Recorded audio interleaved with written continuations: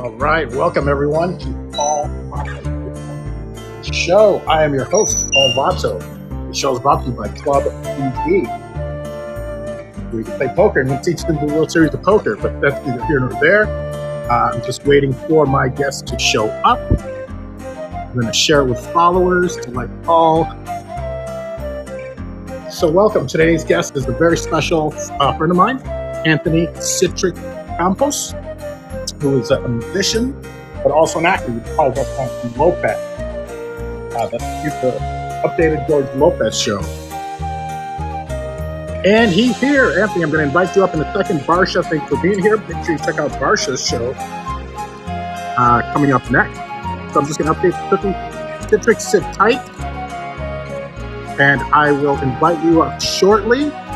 And then don't worry, we'll turn the music off. CiTRic.com, I think, is your website. And mine is Vato.tv or Paul Vato.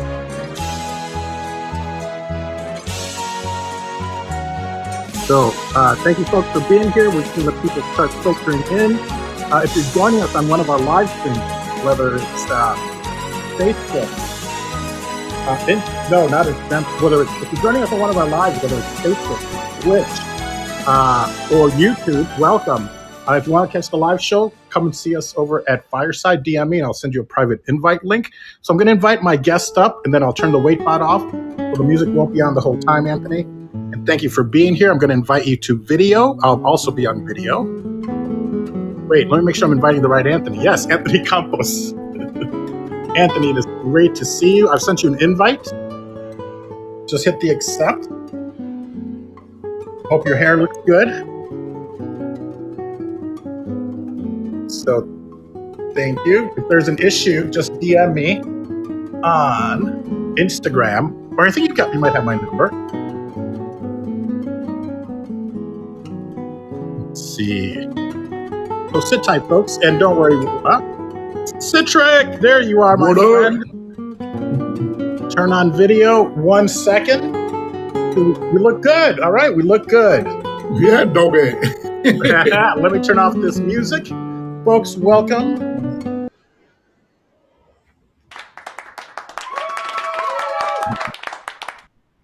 All right, how's my background? Your background looks great, man. I'm still working on mine. I'm trying to figure out how to have a good background.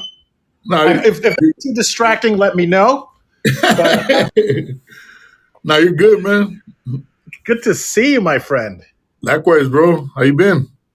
I've been well, living the life in Vegas. It's finally starting to warm up a little bit. I'm sure just like in Cali. Yeah, so, man. Feels like summertime already. Exactly. Have you been on vacation anywhere or do you go anywhere? You know what, man, my vacation is I really don't take vacations, man. Like all of a sudden I just man, you know what? I need a couple of days off or whatever, and we just take off to somewhere in Mexico or, anywhere we can, man. You ever go where like Tijuana or like somewhere like Mexico? We go deep down like to Jalisco, like Puerto Vallarta or, Acapulco. I got a lot of family out that way. So, we go out there, we visit and we relax at the same time, That's wonderful. Wonderful. Well, hey man, I really appreciate you coming and doing the show. If you want to see the camera bigger, you can just click on the picture and it'll expand it. And so this is Fireside, man. You might consider joining us here if you ever, if you want to bring your podcast over here, if you want to do, especially if you want to do video, you'll see it's saved. You can play it back. So even if there's a lot of people in the audience, it's saved on the platform, and then you can always, you can also download it, edit it, and put it back up like wherever you host your website. And then you could always just share the link, or you can just share the link, and people can come here. And the nice thing is, it's somewhat curated, so they don't let anyone on the platform. And if somebody gets through and they're a troll, they're not going to be around long. They start trolling, they get kicked off, and then once you get kicked off a couple times, they don't let you back on. Oh, okay. And for creators, they you just have to apply. Of course, you could just submit your application, and they probably go like, "Oh yeah, we want them on the platform." It's a great platform. Yeah, it's owned by Mark Cuban and Fallon Fatemi. She's the founder, and then Mark Cuban is one of the investors. So I think it's going places. It's going to do pretty well. Oh, okay, yeah, man. Fuck, dude. It look. I mean, I was checking it out. It looks pretty nice, man. It's a Yeah, nice yeah, setup. I like it. Well, you ready to get started? I mean, it's been Yeah, recording the bro. whole time, so we can always use anything. And then if people show up, oh, you might hear applause or laughs or things like that. And if they bother you, just tell me, and I'll turn them off. But it's kind of fun. Yeah, yeah, That's what I like about this is that it gives you a little bit of feedback, especially in front of people, and they keep great yeah. analytics. So, and I think even if you want to react to something, if you hit the react button here, let me see. Oh, okay. Yeah, I see it right there. Yeah, okay. I send us applause, so you can do it yourself. Oh, You can nice. hit the laugh button, whatever. But or we just Yeah, treat it that's like a dope, regular man. podcast, man. Yeah, no, it looks interesting, man. I think I might check it out, man. If But anything, Bob Saget was on here before, obviously before he passed, and Jay yeah. Leno's done his shows here, and the new show that's kind of being worked on is the creator of Entourage. He Oh, wow. he and Kevin Conley, is that his name? I think Kevin Conley and Charlie Sheen. They're doing this new show, and they're going to do a lot of behind the scenes stuff here. So there's some Oh, that's exciting. nice. So, all right. Well, folks, Yeah. welcome to Paul Vato Presents. Today, my guest is Anthony Big CiTRic Campos. We're going to delve a little bit into his life growing up in East LA and, and taking that long journey to Hollywood, which I kind of laugh, but it's not something to laugh about because Hollywood is so close, or I should say East LA is so close to Hollywood and Yeah, vice versa, exactly. but yet you don't see Latinos on TV representing. So, man, we're all very proud of you. And and so thank you for being here. Thank you for sharing some of your story, because maybe it'll inspire some young kid that's out there who doesn't see us on TV and then goes, "Wow, I want to be like that guy." So thank you, Yeah. Anthony, for being No, here. thank you, man. Thank you for having me, man. You already know, bro. Anytime. You got it, my friend. You got it. Yeah. And I was trying to figure out how we actually met, but I guess we'll get into that. And I'm sorry, I just feel like you've been in my life a long time, but I know it's only been I don't know, the past 10 years since I've been in Vegas. So I probably shouldn't bring that up without remembering, because who knows, we might end up with a crazy story. Well, yeah. I mean, we ended up over there in Vegas. We went to your cigar shop, man. We went to go pay you a visit, man. And I remember, yeah, I remember the crazy part is that we took a Greyhound out there. Yes, yes. Yeah, like I had never driven on a Greyhound towards Vegas, and I said, you know what, that might be a fun experience. And one of my homies are like, don't do it, you're gonna regret it. When we got there, we're like, man, we should have just took a flight. Yeah, and you know what? That's what I used to do. I used to take the Virgin America flight. I used to love it. Now it's Alaska Airlines, and it was. I had the jingle memorized, because Virgin did this whole little jingle, and it was exciting. And I had people would look at me like I'm an idiot, but I'm an actor. I picked things up, and I would be sitting there singing the jingle, and it was great. You'd take off. You'd get offered drinks. You'd barely have your drink. They're like, all right, we're cleaning up. A 45-minute flight. But Yeah. I also have a bus story. When I caught one of my employees, he was stealing, and I was at my place in LA with my ex-wife, and I was like, I go, I've had it. I got to get there. And flights were going to be like $500, and there was a Greyhound Yeah. bus for like $30 or $40, whatever it was. And I'm like, I'm going to go. She goes, are you sure? She goes, just wait till tomorrow. I'm like, no. I called security. I'm like, hey, I'm going to fire an employee. I'm going to be there in about 5-6 hours. They're like, yeah, okay, whatever you need. And I took a Greyhound bus, and it is the story of a lifetime, man. I mean, Yeah, man, it's wild, man. Like, yeah, you ever see that movie Soul Plane? yes. It was like that, but on a bus, huh? Exactly. Oh, exactly. There was just I didn't see like crazy stories on there, man. Just crazy, wild stuff going on there, man. And this is once that you took it. It's once for me, and I have an insane story. That was the last time I was on a Greyhound. That was that time we went to go visit you over there to Vegas, man. I don't know what just shot in my mind, like, hey, just you guys should do an adventure, go on a Greyhound, see what it is, see what it's, because I've been on Greyhounds, but way back in the days. But man, it was nothing like back in the days, bro. Hell no. I So mean, man, it was chaos. you see how it is to fly on like Southwest or these cheaper airlines, and if people don't respect that, do you think they're going to respect a fucking Greyhound? Yeah. Come on. You know what, Citric? You and I should do an adventure. Maybe go across the country because I'll tell you my story. When we get to it, because I want to hear what happened to you. But mine involves seeing a guy with a swastika being super nice to like this clerk at the Greyhound. He was the nicest guy. I'm like, I hope he's an actor, and but you would think that you cover it up or go like, oh, I'm an actor. No, he had a swastika, and he could have been nicer. I stayed away from him, and sleeping on my shoulder. This little Honduran thought I was like his brother, and I attract all these people. So can you imagine if you and I you would probably get recognized. I mean, I think this could be a travel show. Yeah, no, that would be comedy, man. Oh my God. It's brutal, man. Because on the story, what happened to me, there was some dude was smoking weed on the bus. The bus driver, she was hella cool. She was this cool black lady, man. But if you got her pissed off, she went off on this dude for smoking. She left him there. She goes, you know what? If you don't put that shit out, man, I'm gonna leave you. That dude didn't believe he was already smoking it. She left him there, dog. We took off and she left him there.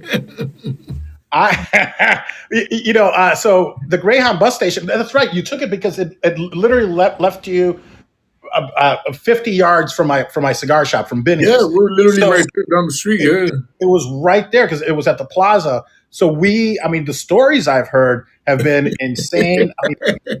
We had one of our pit bosses who hated to fly, so he actually took a Greyhound from here to Texas or somewhere, and they left him on accident. And then all his bags got stolen. Dude. He just, and I don't trust anyone. I keep my valuables on me. Yeah, exactly. I saw a guy leave his bag was underneath and they stopped in like Barstow or somewhere. By the time we got to LA, no, by the time we got to Vegas, his shit was gone. So obviously somebody got off the bus and took it. And I was like, oh brother, I wish I could help you, man. Like, what? And then I'm thinking like maybe he's a scammer. I don't know, Yeah, it's hard to tell these days, man. It's hard to tell, man. It's just crazy. Yeah, and that incident I was talking about happened right there too in Barstow at the Barstow station.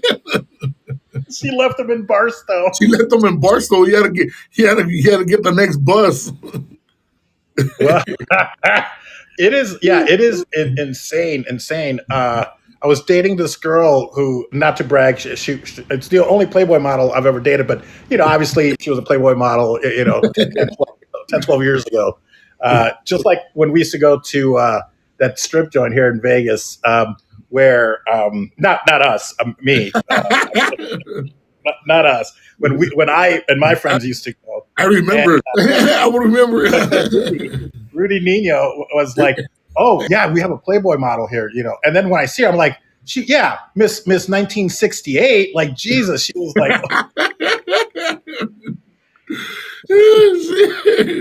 Yeah, at least you can say you dated a Playboy model. yeah. She'd been in Playboy, but man, she was a head case. This was like it was right after my divorce, like a couple years ago. Yeah. I'll tell you that story too, man. She was woo. Man. She was wild. Crazy. And you know what? Maybe I'm the crazy one. I shouldn't put it all on her. But yeah. But it is so great to reconnect. So that's right. So you came out to Vegas. You took because I remember that you were going to fly out, then you were going to drive, and then it didn't happen. And then all of a sudden you're like, yeah, we're just taking the bus. I'm like, what? And I instantly think like, what a great adventure, because I'm also a big like romantic in that I think like travel by train is amazing. Yeah. Like, I want to go to Europe and take I want to do the Orient Express. I want to do the one that goes through through Russia. I want to do all that. I find there's such romance in it, but it's not like old time bus travel.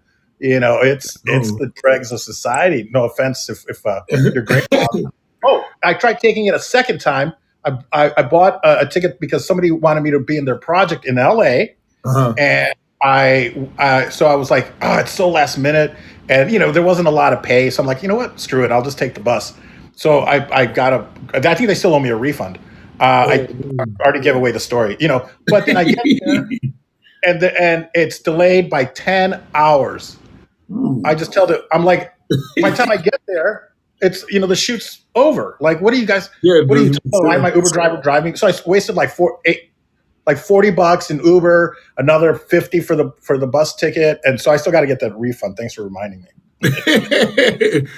Hey, bro, no, we I remember our bus trip when we went on Greyhound was supposed to be, I think it was like 5 hours, turned into like 8 hours or something. They stretched the game, man, because they're stopping on every ranch, pretty much, picking No, up this is chickens. 5 hours. That'd be great because I mean, if you take a flight, maybe it's 4.5. If you drive, it's four and a Yeah, half. It's always like around 5 hours. But now when you start adding like that, for even if yeah, there's been flights that have been delayed, I'm like, I could have driven here quicker. But yeah, if it's under 5, that's great because everyone says like, oh, I can be in Vegas in 3.5 hours. I don't think that's true because you're going to yeah. stop I don't think so either. Bakersfield. You're going to make all the stops. So it's not as quick as people say. You could Now probably you could probably make it in 3.5, but you'll probably end up with a ticket. that For sure. exactly, and they're not going to make it quick. So there's another Yeah. hour. But if you don't get caught, sure, yeah, you're in one of your. Yeah, yeah, you could probably make it in 3.5, man, but yeah, but for sure you're doing at least 4, man. And that's how we thought about it too, because I really don't like to drive a lot, you know what I'm saying? And at that time I was with my ex girl, so it's like, and she goes, well, I could drive, but I go, nah, but then we're gonna deal with the traffic on the way back, and that's where it always gets like I always think about on the way back that big old long line there, the traffic sometimes, man, because especially depending if you come back if you coming back on a Sunday, everybody's coming back home on a Sunday. You know what I mean? Everybody. So you're gonna catch mad traffic. So we thought about that, and then we just said, no, you know what? Fuck it, man. We'll just like the commercial says, leave the driving to us. So we jumped on the Greyhound. Yeah, But yeah.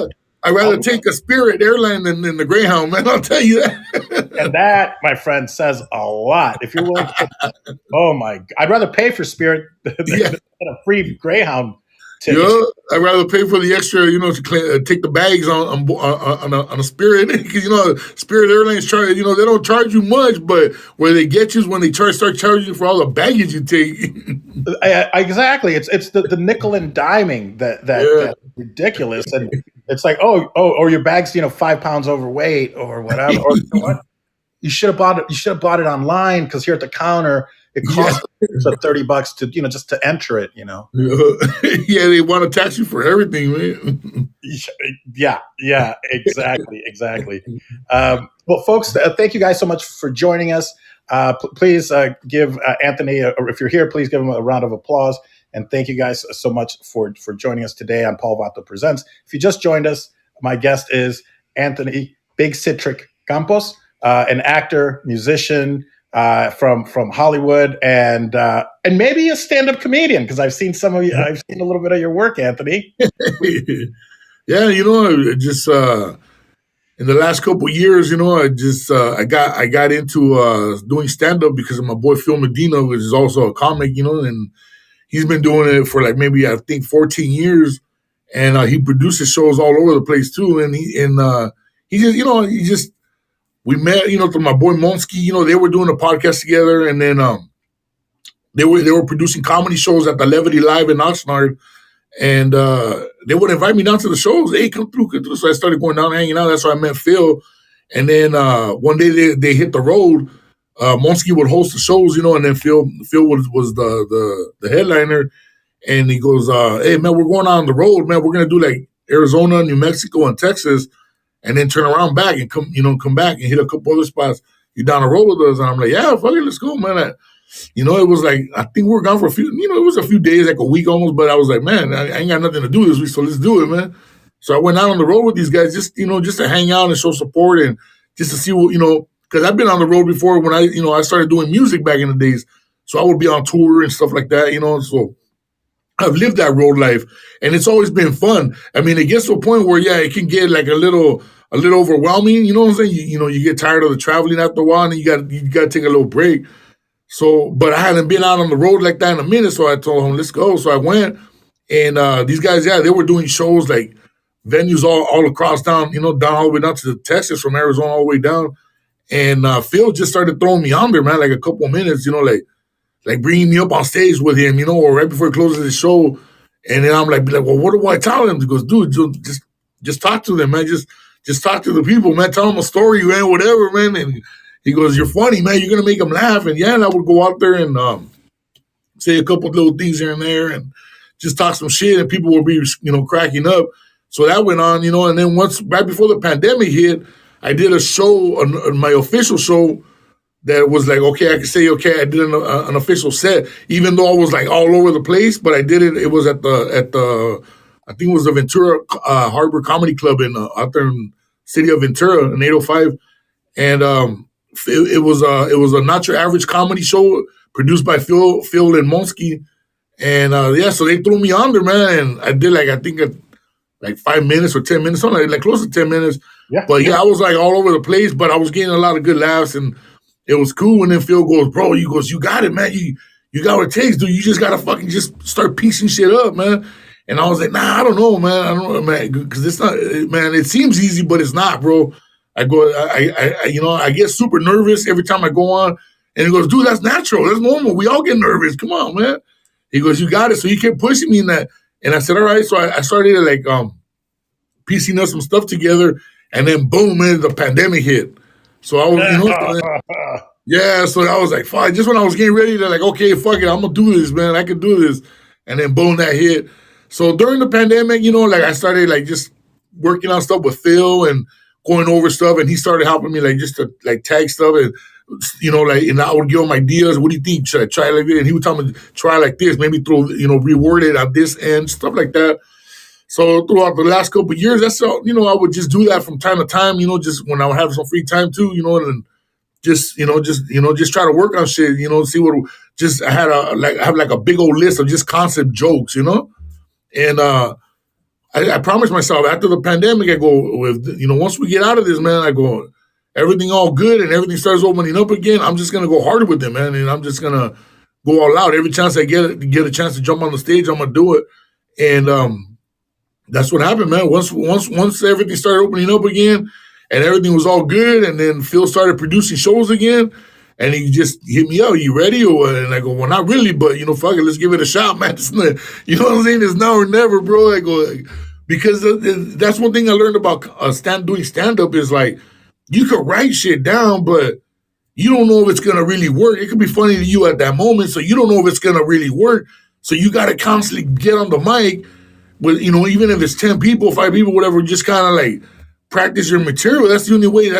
So we started doing a lot of shows like that, a lot of bar shows, where there was 20 people, somewhere 100 people, but I was trying different shit. And then I started to see, because Phil would tell me dude, you're going to figure it out, bro, because you're going to find your style, you're going to find your rhythm, but you got to keep trying and you're going to figure it out. Your rhythm and your flow and all that shit. And then just shit will start coming to you when you're up there, man. And that's exactly what happened, man. Just by being up there, one little joke, I started turning into other shit, trying different shit while I was up there, and I saw that it worked. Then I would try it on a different show, and then it would work even more because I would change it up a certain way. So then I started saying, okay, I see where you're going with, where, what Phil was telling me. I understood it because at first I was really confused. But then it started making sense, It's the more I tried it, the more I went up on stage, and just got in front of the crowd, and it doesn't matter if it's 10 people or 1,000 people, I get nervous no matter what, But Phil kept telling me, he goes, bro, that's natural. He goes, the day you stop getting nervous is the day you're gonna fuck up. Sure. He goes, it's good to be nervous, you know what I'm saying? Because that means you really care about what you're doing, I would imagine it's because when you're not nervous, then you're just gonna phone it in, oh, I got this. But then you're not, you're paying attention to the audience. You're not paying attention to the people. And what I love what you said is that it doesn't matter if it's 10 or 10,000, you're still nervous. But I think in the long run, that is such a great place to be because even if you're nervous with 10 and it sounds like you're just as nervous with 10,000, that's great because 10,000 is a lot of people. I mean, it could be a stadium like Fluffy just did today. And so what? You're still nervous, but you're not 10,000 times more nervous. You're just as nervous. So that makes sense. I would love to meet Phil, and maybe I'll have him on because I'm also that would be dope, man. Yeah, because I would love to work with you guys, and I'm not trying to get myself on the bill there because I'm where you're at in that I've not really done stand up. My background was improv comedy and sketch, so it's always me and an ensemble, which is its own art form. But I respect and I love stand up. I just had a gentleman, Butch Bradley, who's a headliner here in Las Vegas. So maybe if you guys want to do something out here, we could have you guys come out because I know Noel G also wants to do something, and I've been wanting to do something with him, and it's been my fault. I've dropped the ball. I haven't really set anything up yet, but I know he's got a little crew as well, the Fast and the Funny, or I think that's what they're called, or the Funny and that was part of Phil Medina too. Okay. Yeah, Phil Medina was producing that those events, but they stopped for a while because Noel G also got like busy with filming other projects. He leaves a lot out of town, so it was kind of hard to like keep doing that tour. But Phil was talking about like they want to bring that tour back at least for a couple more dates. And a few months ago, me and Noel did a show too. He was actually hosting it, and I was like one of the openers, and it was for like a recovery thing, like recovering addicts, and so the guy Charles Sanchez, the guy that was producing it, he's a comic as well, and he was telling me that the last minute when we were getting ready to go out there, we did a little prayer, all the comics, sure, and right before we went out, and then he goes, he tells me, hey, bro, just if you're gonna, these people are all recovering addicts.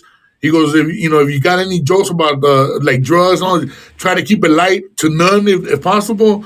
And I was like, oh yeah, not a problem, So he goes, I'll tell you one thing. He goes, if you can make these motherfuckers laugh, he goes, you're funny, bro. Yeah, and so so that made me even more nervous. Like no pressure, I'm like, damn, dog. So everybody was sober in there, but I went out there. It was a packed crowd. It was like 600 people. It was in an auditorium where it was like people were standing. It was sitting everywhere. And then people that didn't have no seats, they were just standing like around the thing. So when I went out there, I was like, oh shit, so I was like, man, now it's really on, So, but I went out there and I remember that, I just kind of broke the ice. I was like nervous, as fuck, and then I broke the ice by just saying, I was told not to talk about drugs, but now I gotta change my whole set around. I was out here gonna talk about hookers and cocaine and shit, And then one guy in the front row was, hey, fuck you, talk about it. And he's all pumped up. Like I was like, but yeah, that kind of broke the ice. And then, I went into my set, and I gotta say that show was the first show that I did like a full blown set. Like I had a set down already, like because I had already did all these little bar shows. And I was able to piece up like a 5-minute, 10-minute set, So when I got there, I was nervous, but it wasn't one of those like crazy nervous like other times where I'm like, damn, what am I gonna say? What am I gonna do? I know what I want to talk about, but I really don't have a set put together, So I just gotta wing shit and see what works, But those are like those smaller shows. But this one, by the time I did this show, I had a nice little set piece together, like 5-10 minutes. And I went up there and to my surprise, it went good, man. Like people were rolling and got a good response, So the promoter was happy, and it was overall it was good, man. It was dope, man. So like I said, I get super nervous, but I look forward to getting on stage every time. And I respect, like you said, the craft. I respect it to the fullest, like 100%, 200%, That's amazing. Well, it sounds like you're finding, you're finding your rhythm. You're finding all that because it's so important. But I think again, what you've said, you know what, you've got it all right because what you said was amazing. That you respect that audience, and that's what we learn in improv. Also, you play to the height of your intelligence, and you don't think that the audience is dumb or you blame the audience for anything. You just do the best that you can and play smart. And give them a great show. Ultimately, it's about making them laugh. So yes. It sounds like you're on the right path, and I would love to join you on that. So if you're in Vegas, let me know. I'll come and support. Yeah. Or if you guys are performing next time in LA, I'll come out and I'll support. There's also this guy, Butch Bradley, who's a headliner here at the LA Comedy Club. It's at the Stratosphere. It's in Vegas, but it's called the LA Comedy Club. And my friend Joaquin, I heard of it. the owner. And I'm going to run it by him because my friend Joe Stapleton, who's also been on this show, he's coming out. He's going to meet with him on the 20th. He does poker commentary for the World Series of Poker. And he's done it for like 12 years now. And so I'll be talking to Joaquin soon, and I'll mention you and Noel and Phil. Maybe he already knows him. I don't know, but it'd be great if we could have you guys do a show out here. I'd love to help promote it and maybe do 5 minutes. I opened for Steve Byrne New Year's like 3 years ago. And it was exhilarating. It was kind of like what you said, where I was just kind of cobbling stuff together, but it worked out. It worked out okay. You know, I got some laughs. So it's not as easy as they make it look, but they're professional. Yeah, exactly. They're good at it. And the thing is, like Phil always tells me, the thing is that you got to try, and not just Phil, but like a lot of other comics that I've talked to that are been in the game for a long time. They always tell me the same thing, bro. You got to just keep going up to try. You just got to keep doing, and you'll find your rhythm. Everybody tells me the same thing. The more you get up on stage, the more comfortable you're gonna get with the mic and talking to people, and just you're always gonna get nervous no matter what because you don't know what to expect. But once you're up there, once you get that first laugh, that first couple laughs, then like I feel like okay, I think I could handle him, like I could feel it, like okay, this is gonna work. So then the nerves kind of come down and shit a little bit, but either way, I still like no matter what, I still get nervous, man. But it's because like at the end of the day, like I was telling Phil one time, it's just that I respect the craft so much. I don't want to make a mockery out of it either. You know what I'm saying? And that and that's why that's my perspective as far as like it took me so long too to like actually do something and get and start doing shows, because even for a couple of minutes that I was going up there not having a set, it was still like, okay, I wasn't taking it seriously enough, but because I wasn't trying to be a comic, like I never gave it thought, bro. In a million years, if you would have told me 10, 15 years ago I'm gonna be doing stand-up, I would have said it's not gonna happen, because that was never in my mind. I've always wanted to be an entertainer, but I always thought I was doing music and acting because that's where I was at, but I never, like, if you would have told me, 10 years ago you're gonna be doing stand-up, I would have just said it's not gonna happen because it's not in my mentality to do stand-up. And like I said, and although I grew up watching, like Red Fox, Richard Pryor, like Rodney Dangerfield, like all these guys, old school guys. And that's why I respect the craft so much, because I always, I used to stay up watching Johnny Carson and, so I used to watch these guys, man, and Eddie Murphy and everybody, but Robin Williams, like these were all guys that I looked up to, but never gave it a thought of me doing stand-up, like I just love watching them perform, that was it. So it's just crazy, man. It's just crazy. You never know where life's going to take you, man. That's amazing. You know what? We've had like such parallel lives, except for the hair part, obviously. But but we've had such parallel lives.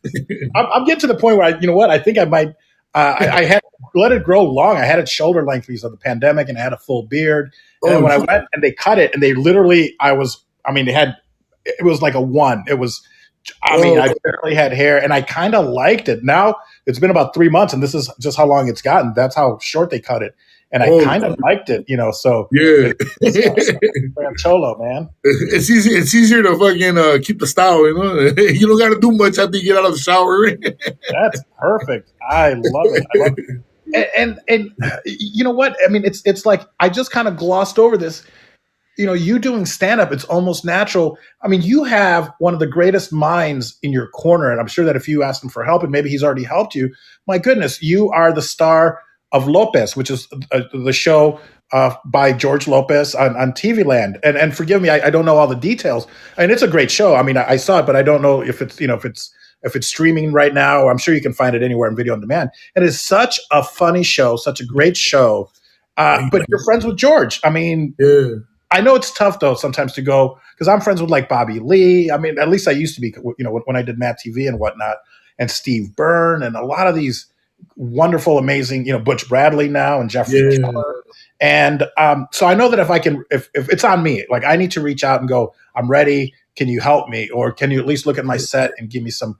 But then again, it's like, I don't want to take advantage of their friendship. So I don't know if it's like that with you and George, but I know that it's my understanding, and I've met George a couple times throughout my life, and he's always been nice. The first time was in Las Vegas when he and Carlos Mencia were working together. This is how long ago this is. Yeah. Back in the 90s, back in the 1900s. And they were at the Mirage, and they did a set, and he was super nice. And I almost worked on Mencia's show when he was filming it there in Hollywood when I was on Matt TV and on CiTRic the Entertainer Presents. And so I'm sure you have a champion in your corner. You have George Lopez, one of the greatest comedians in the world. And also being Latino and whatnot. And you're on his show, so I'm sure maybe there's something. It's always easier for somebody on the outside to go like, "Well, just ask George." But no, we got to do it ourselves, though. I get it. Yeah, no, what's crazy because it's like what you said. Like sometimes I don't wanna ask. Like certainly, but with George, man, the first time I did that with that Not Your Average Comedy show with out there in Ventura, that was like my first official show. I posted it up on my Instagram, whatever, and he commented on it, and he heard about it, and he said, he goes, "Hey, congratulations, CiTRic," because he calls me CiTRic. He gives everybody a different name and shit. So he called me, he just turns your name into something else. So he started calling me CiTRic when we were filming the Lopez show, which, by the way, you can still catch it on Amazon. It's on Amazon Prime. Yeah. And he congratulated me on it. He goes, "Hey, congratulations, CiTRic, you popped your cherry," And I've never had to ask him for advice, but he's come out on his own. Like he's told me, like, he goes, "Hey, so now that you're doing stand up, one of the advice I could give you, man," he goes, try to host as many shows as you can, no matter how big this event is. Just get up there and grab that mic." And he's one of the first ones that told me that. He goes all the time, goes, "Grab the mic as much as you can and just get out there, man, and practice your shit. Just practice whatever, man. Whatever you got in mind, just work it out, man." And that's the same thing that Phil tells me, like, work it out in your mind and then just go out and do it, man. And if it works, it works. And then you kind of just make those adjustments, But that's one of the advice that always sticks with me, like just get on there as much as you can and host, And so I've been doing a lot of shows. Well, right now, like now I'm starting to kind of like do like features.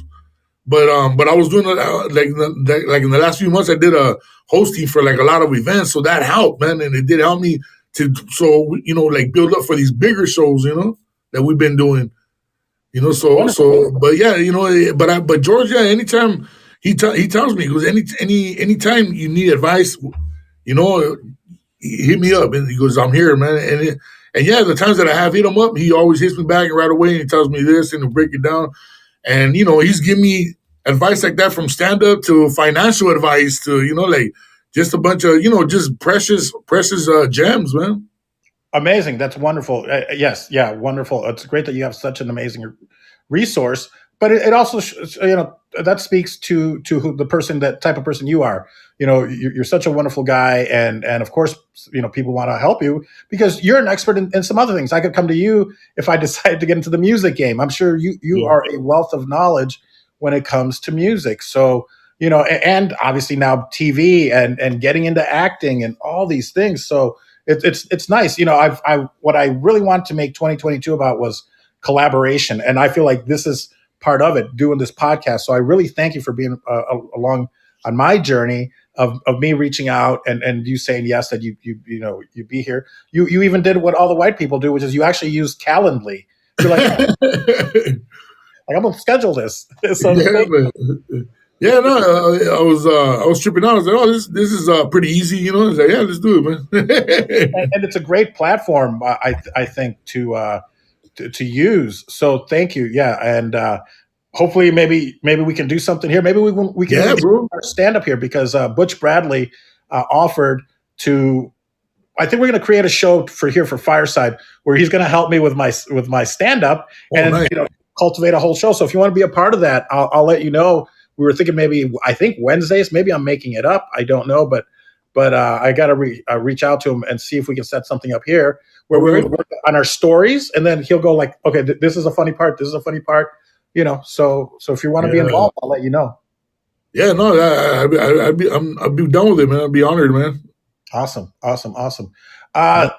Let's go back into your history a little bit, if you don't mind. And how are you doing on time? Are you okay with time? Or yeah, I'm cool right now, bro. Okay, let me know, because sometimes I can pull a Joe Rogan, and next so wonderful. Okay, so you're from East LA, like we mentioned at the top of the show, and you're an inspiration, I would imagine, to many actors, but also that happen to be Latino. And so it's not an easy road, even when you're so close. It was like me and improv being an hour outside of Chicago, but not knowing about improv, not having access to it until I did the research. And now, of course, it's a lot easier. But and it's a shame. So same. Where did you grow up? East LA, Boyle Heights.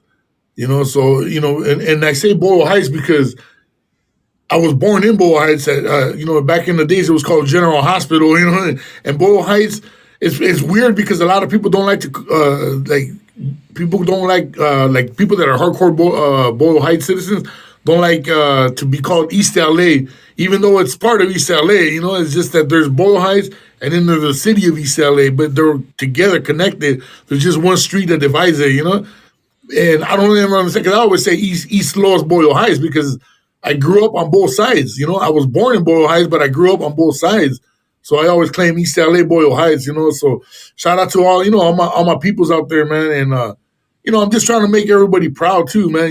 And I get a lot of love from a lot of people that are from Boyle Heights, and they have told me, like, I'm an inspiration for them, and they're trying to get into the entertainment, whether it's acting or stand up or they're trying to do music. I get a lot of cats that hit me up on the music side, because they remember us when we had, back in the days, it was called Browntown, and then it went to Browntown Looters, and then Pueblo Cafe, which is the same shit, just in Spanish. We started doing Spanish hip hop. It's amazing to hear you. I guess you're a rapero. Is that what we're called in Spanish? A rapero, yeah. One time my mom got mad. She goes, ¿Eres ratero? And I go, no, rapero. No, rapero. I was a burglar. Like, nah, man, a rapper, a rapero. Rapero. Yeah, she thought I said ratero. She was already gonna fuck me up. Oh my God, that's so funny. No, but folks, check out Pueblo Cafe on YouTube, and I'm sure wherever music is streaming. Yeah. And there are some hit songs there. I wish I would have known you there, because I'd love to be in one of your upcoming. If you do another video, I'd love to be at least get the chance to audition for it, if you can. I call myself a Chicano from Chicago. That's right, Chicano. The real gangster city. Real gangster city. Midwest. Midwest side. Yeah. I like to say that I'm from the west side suburb of Chicago. Oh man, that's major history there, bro. Heck yeah. And I did time. I did 12 years in parochial school, so I'm a badass. I went to Catholic school for 12 years. It wasn't easy, my friend, but I did time. So that's what it is, man. So, Catholic schools are always the worst, Dougie. It wasn't easy being Paul Vato when I was known. I was gonna say it wasn't easy being Paul Vato when I was Paul Rodriguez. You know that's my name, though, right? Paul Rodriguez. Did I ever tell you this? Oh shit! So yeah, you don't want to get compared to the other comedian. Get mixed up. Yeah, and I'm sure if George meets me again, he'll go like, "Hey, Vito." I'm sure he'll change it from Vato to Vito or something. So before I forget, I do, and I know the story, but I would like the people that are here and listen to this later to hear the origin story of your name. But first, let's touch base a little bit on Browntown and Browntown Looters, because you had some success in Japan as well, did you not? I mean, did you tour Japan, or what was that part of your history like? Yeah, this was like I want to say like in 97, 98 era. Yeah, it was like 97, 98. We went out to Japan, And because we had one song that blew up out there, it was called Noisy Minorities. And at that time, we were going as Browntown and or Brown, I think it was Browntown Looters. You know, we were as Browntown Looters, but the song blew up on a compilation that was called Definition of Brown. It got out there, and that song blew up, and we didn't know. You know, we really didn't know what was going on when we got the call about performing in Japan. If we were down to go out to do a couple shows, and they got a hold of us and some other homies that we were working with at the time from a clothing company. At that time, there was a clothing company called Top Nation and Street Smart. I think it was a Street Smart or Street Smart Clothing. I think it was.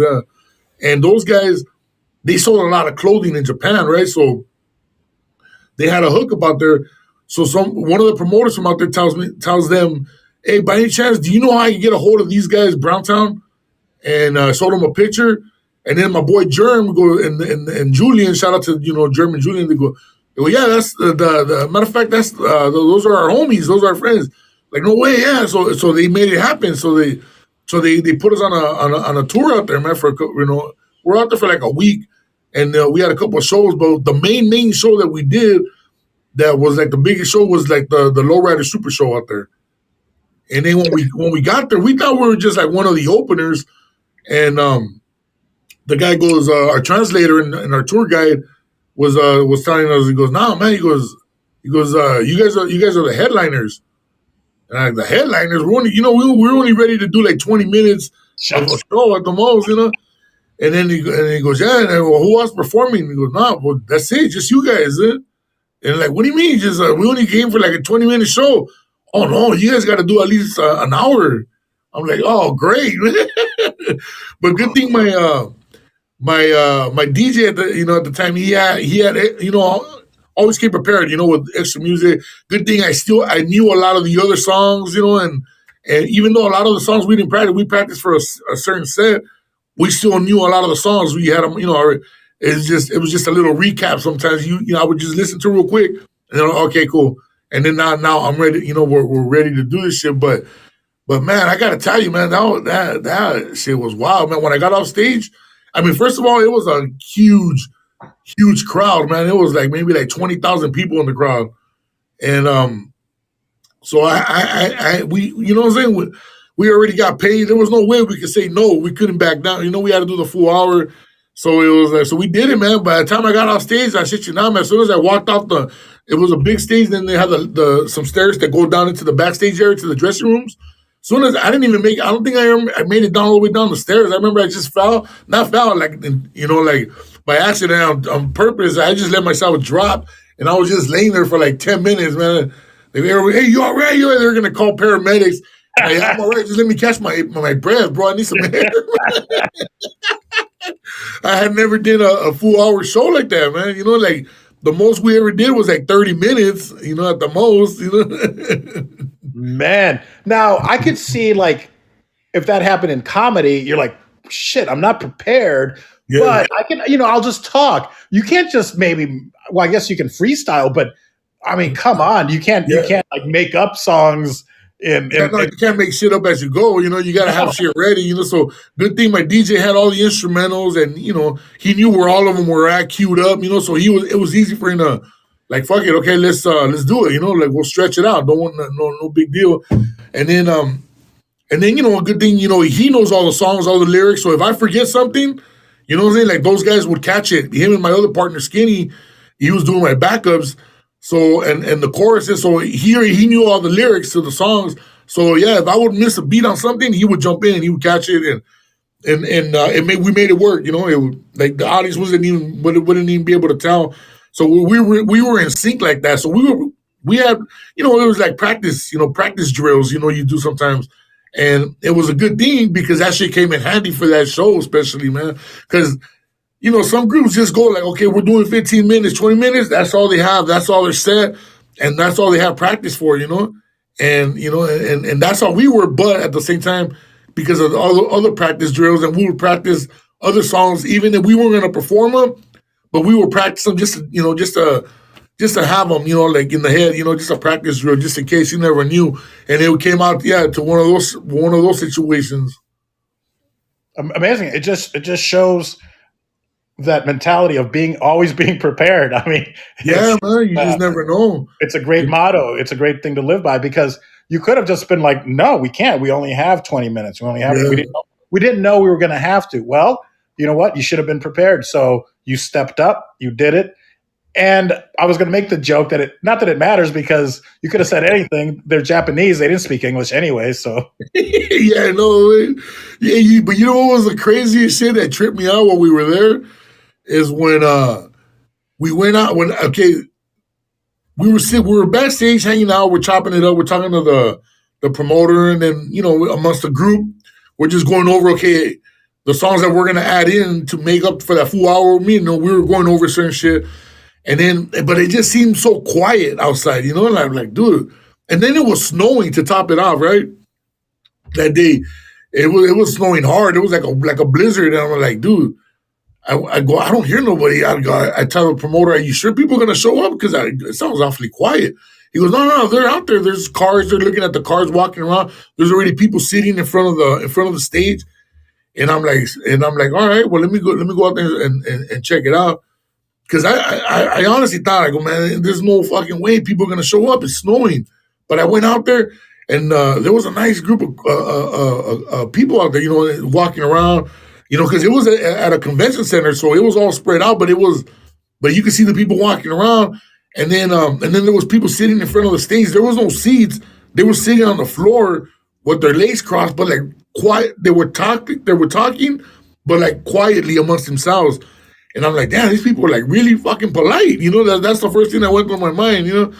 And they were just sitting there, and so I went backstage and I said, cool, whatever, and then the guy was telling me, he goes, yeah, because people show up, even when it snows, rains, don't matter, because there's trains that come in from all over Tokyo, from outside of Tokyo. They come and they drop them off here direct. So people don't even really have to drive here. They just take the train and it drops them off literally in the convention center. There's like an area where the train goes in, and they had it was an inside train station inside the convention center. So people get off and boom, they go straight to the ticket where the ticket line is at, and they get in. So I was impressed by that one too. Just all their technology, I was impressed, man, that they had over there, man. They were telling, everything's like 10 years ahead over there, and I was like tripping out.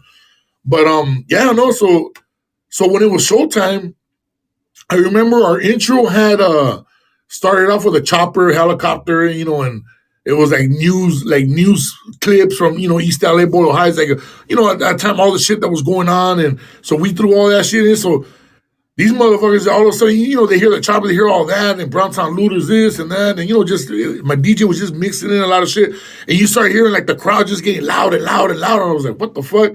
So then when we finally stepped up on stage, you had to go up the stage, you go up, and then when you get up on top, then you see everything, So when we got up there, it was like, man, the crowd went nuts. Like it was just wild. It was just like 20,000 people, and I was like, damn, like the whole thing, the kid went through my head was like, where did all these motherfuckers come from? Because when I looked out earlier, there was people there, but it wasn't like packed like that. And then the homies were just tripping out too. And we went out there in ski masks when we first went up there, and so the people weren't even were going like really crazy for it. And when we took out the ski masks, threw them out, they were fighting for that shit. It was just wild. I go, man, I thought they were polite, man, but I guess not. And then everybody looked like cholos and Crips and Bloods. That's what made it even more funnier, because I looked at people, man, and I was like, it was kind of like looking at each other, man. But they would take out they had the dark glasses, they would take them off, and then you see, that they were Japanese, but it was funny because they were all bald heads, khakis, just gangster attire, man. And then you saw some fools that were red, some fools all blue, and then they were talking to each other, and they were hanging out together. I remember in the beginning, I told the promoter, "Hey, is everything gonna be all right, man?" He goes, "Oh yeah, no, they're not gangsters here, man. It's just they're into the fashion. They love the fashion, man. They love that LA fashion, Chicano hip hop, the whole culture." From lowriders to gangsters, they love that shit, man. I'm like, damn, that's wild, bro. But yeah, they were really peaceful, but they just looked violent the way they were dressed, obviously.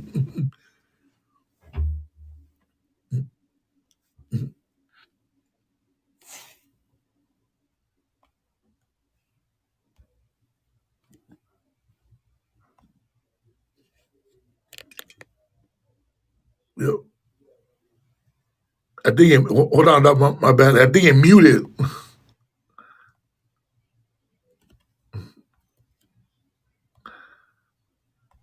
Oh, you know what? It was me. It Oh, was me. okay. Sorry There it about goes. that. No, there you I'm a horrible host. Sorry about that. Okay, go. I might cut that out then. Sorry about that. I was so interested in listening to your story.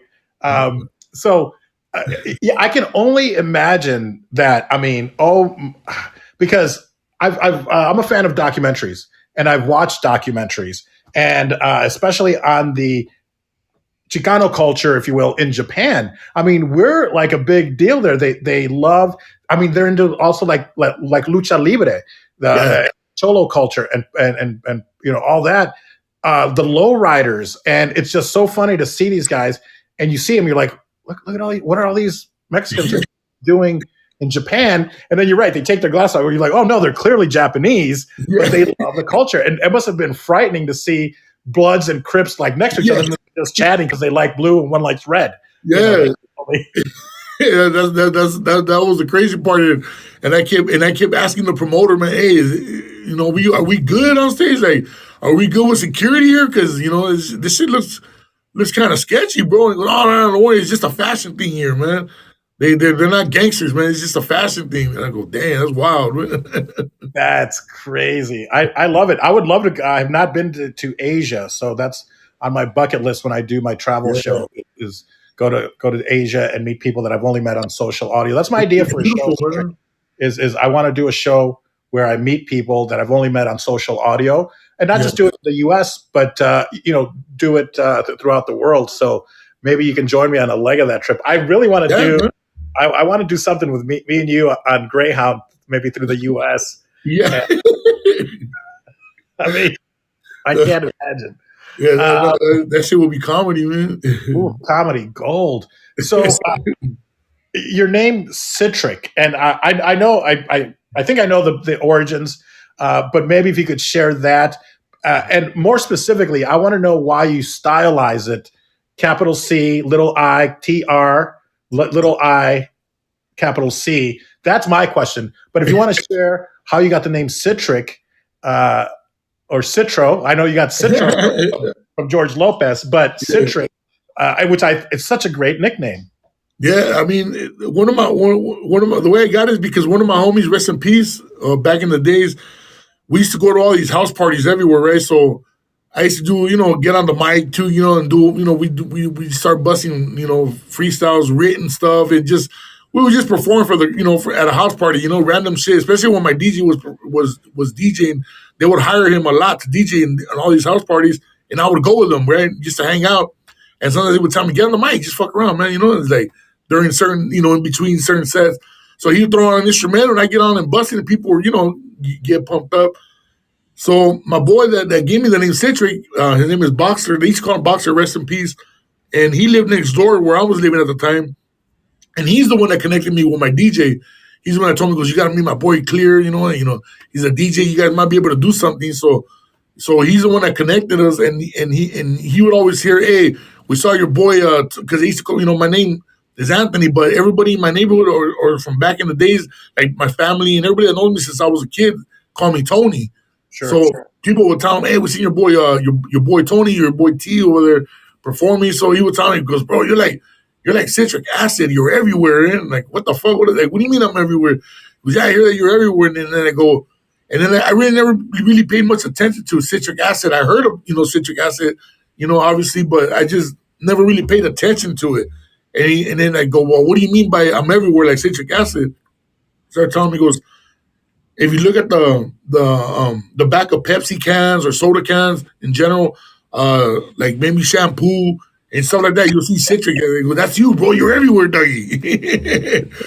So yeah, in the beginning, I was just like whatever, and then they just kind of stuck, and then started calling myself CiTRic T, with the T, and then just dropped the T and then just kept the CiTRic. And then later on, people just started calling me Big C, Big CiTRic. Like, and I just still with Big CiTRic.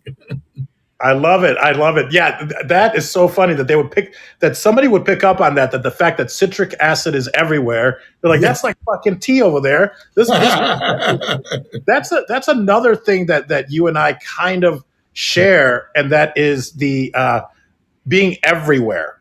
Because my friends, they didn't come out with a clever name like that, but they were like, you were like 3 parties this weekend. Like, how, I just left a party and you were there. How are you here already?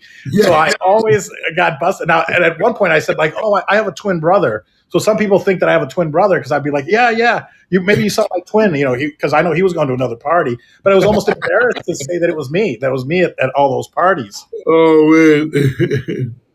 So, yeah. But that's such a cool name. And then, is it just random, or why do you stylize it capital C?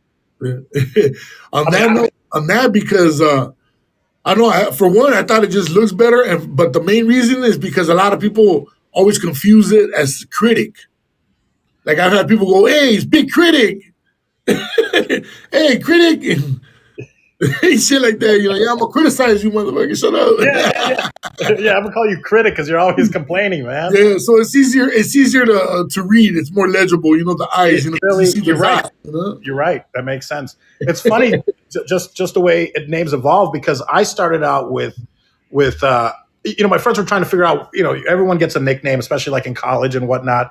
And it started out with I was like probably the only Latino that they knew, so they were like, "What's up, Cholo? What's up, SA? What's up, FA? What's up, Pablo? What's up?" And then I think it went from, and then it went to Vato, because Blood In, Blood Out came out, right? Yeah.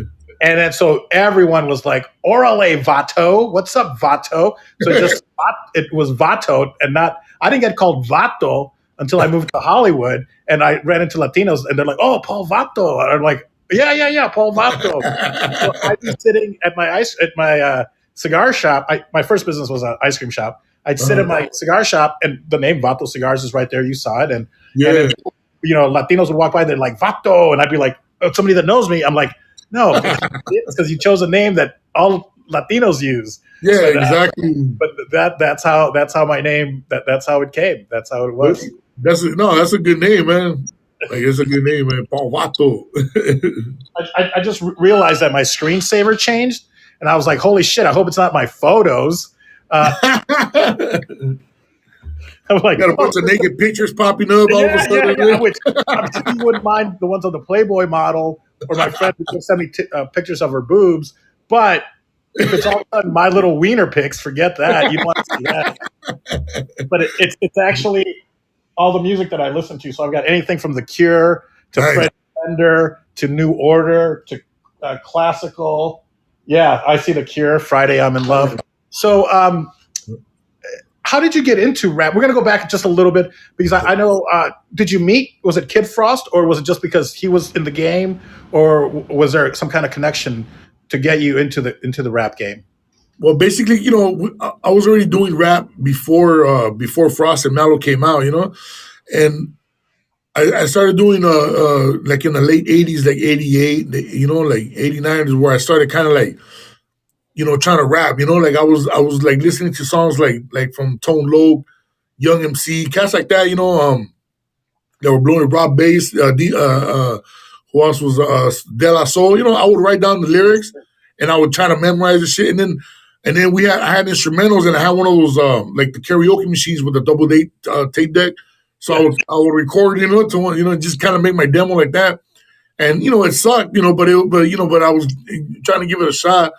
And my homie at the time too, his name is Mario, and they used to call him Token, and he's the one that started teaching me how to really like flow, like how to lay the flow down. And then, but I was already starting to do stuff around 88, 89, and the homies from the neighborhood used to trip out, like if I would tell them, they would like be like, "Why are you doing that? That's for black people. That's black music." And like, dude, you fucking listen to it. We all know what's the difference, And then the Beastie Boys were out, and the Beastie Boys came out. And I go, "Look, these guys are white. They're doing it, So, but after a while, I just like I wouldn't even pay attention to them fools, whatever. I would just keep doing my own thing.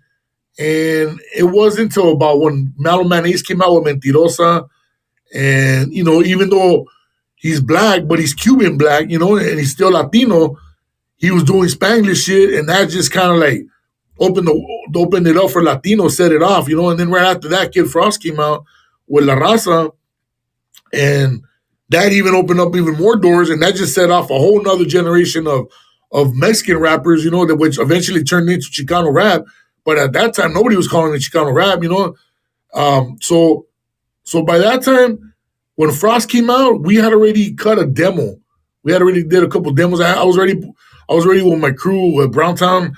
We had finally, we got together and we cut a demo, and it was called Dope House in the Ghetto, and we were getting ready to go out and promote it. But I'm getting ahead of myself. But before that, before we even cut the demo, I remember we did our first major show that we did was at a car show.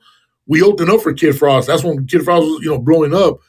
And so we met him that day, and we did the song.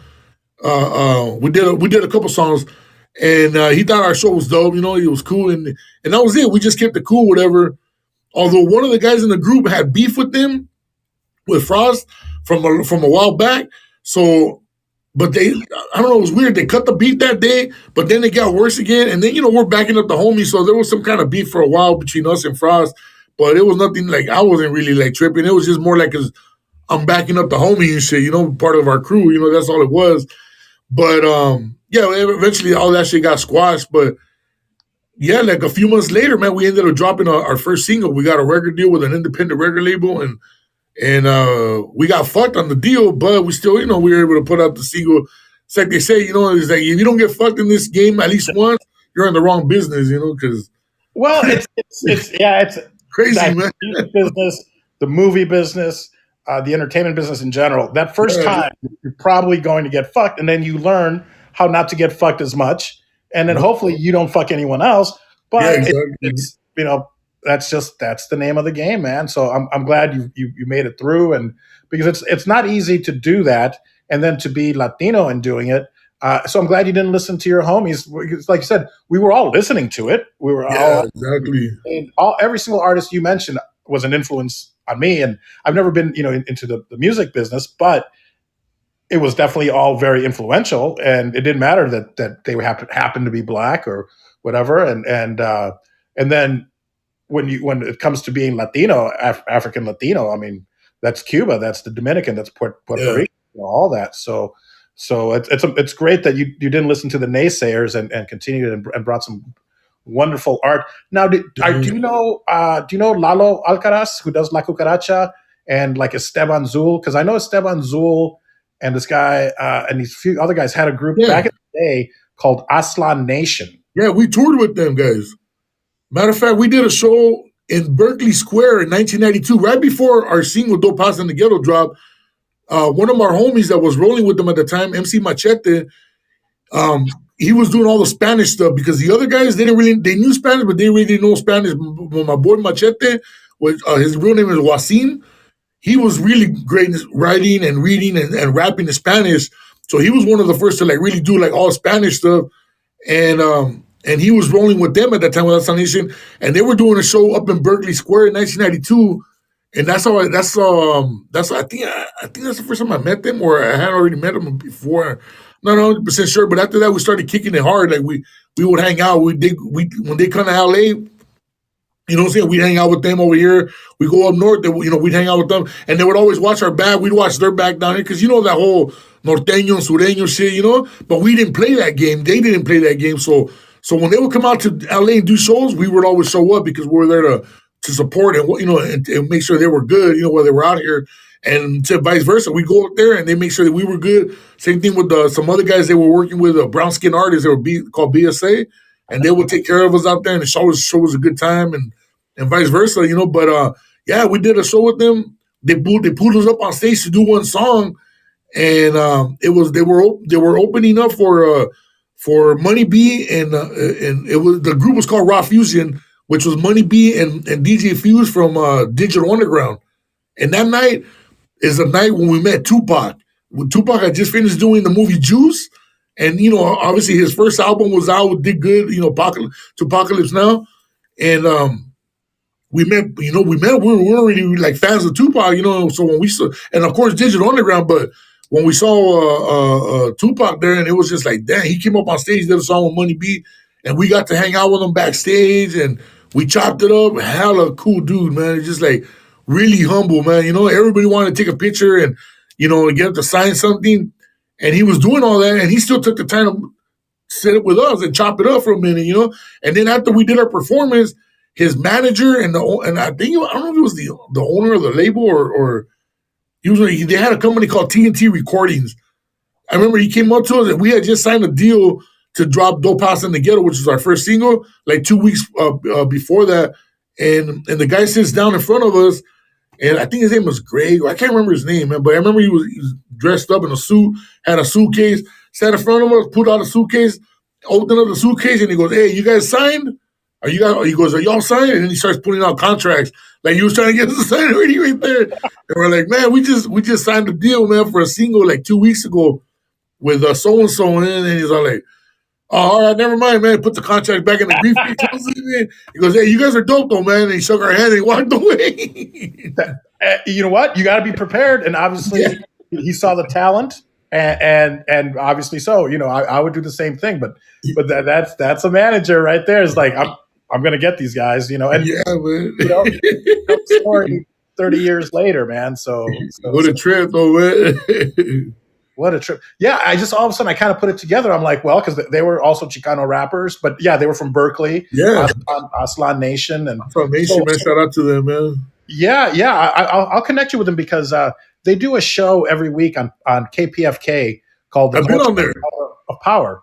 So yeah, it's over here in Hollywood, the station.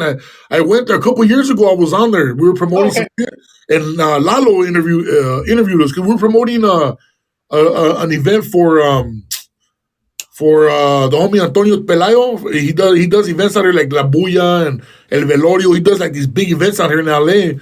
And we were on there on that station promoting. I think it was La Bulla. It's like a wrestling, like Mexican wrestling style event. You got all these luchadores that come through. They have a ring, and they have wrestling matches, and it's pretty dope, man. He does it once a year. And we were promoting on there with Lalo, and Lalo remembered me. He goes, "Hey, CiTRic, man, what's up?" Hey, Critic, what's up? I'm gonna call you Critic.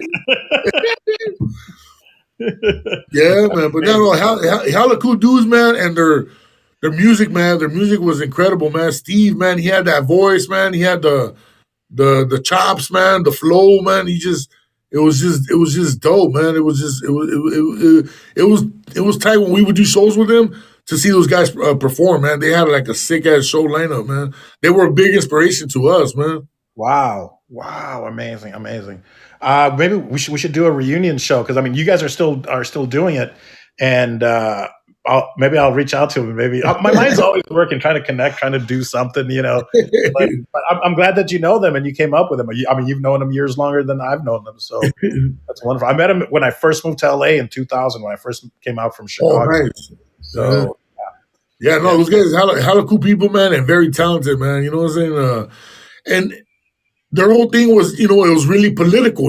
They were trying to make a statement, man. Like they had songs like, I think it was one of those songs that was the man. I can't remember the name of the song, man. But it was something like we didn't cross the border crossed us. I think, or was that? Because I know there was another group that did music like that which was.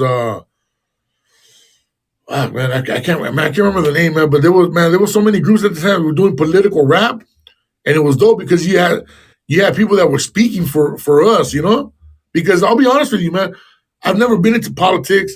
I see the bullshit, you know what I'm saying? But I've never really been into it and don't even know how to address certain shit. But these guys had the mind and the words for, they were speaking for us, bro. They were just speaking for the raza, man. And you like to speak to the people that drink tequila, so it's all right. Yeah. you gotta have a speaker for everything, man. Yeah. I like what you have to say. I'm the same way, as far as politics go. I'm kind of in your camp, where but it is great to see people that will speak on our behalf and are able to do it in such an eloquent way, in such a rhythmic way. So kudos to Aslan Nation, and I'm glad that you guys kind of came up together and Yeah, man. had each other's back. So what an exciting time in your history. So then, but now obviously you've I don't think you've converted over to acting because I still see that you put out music and whatnot. But how did you get into acting? How did you get discovered? How did that happen?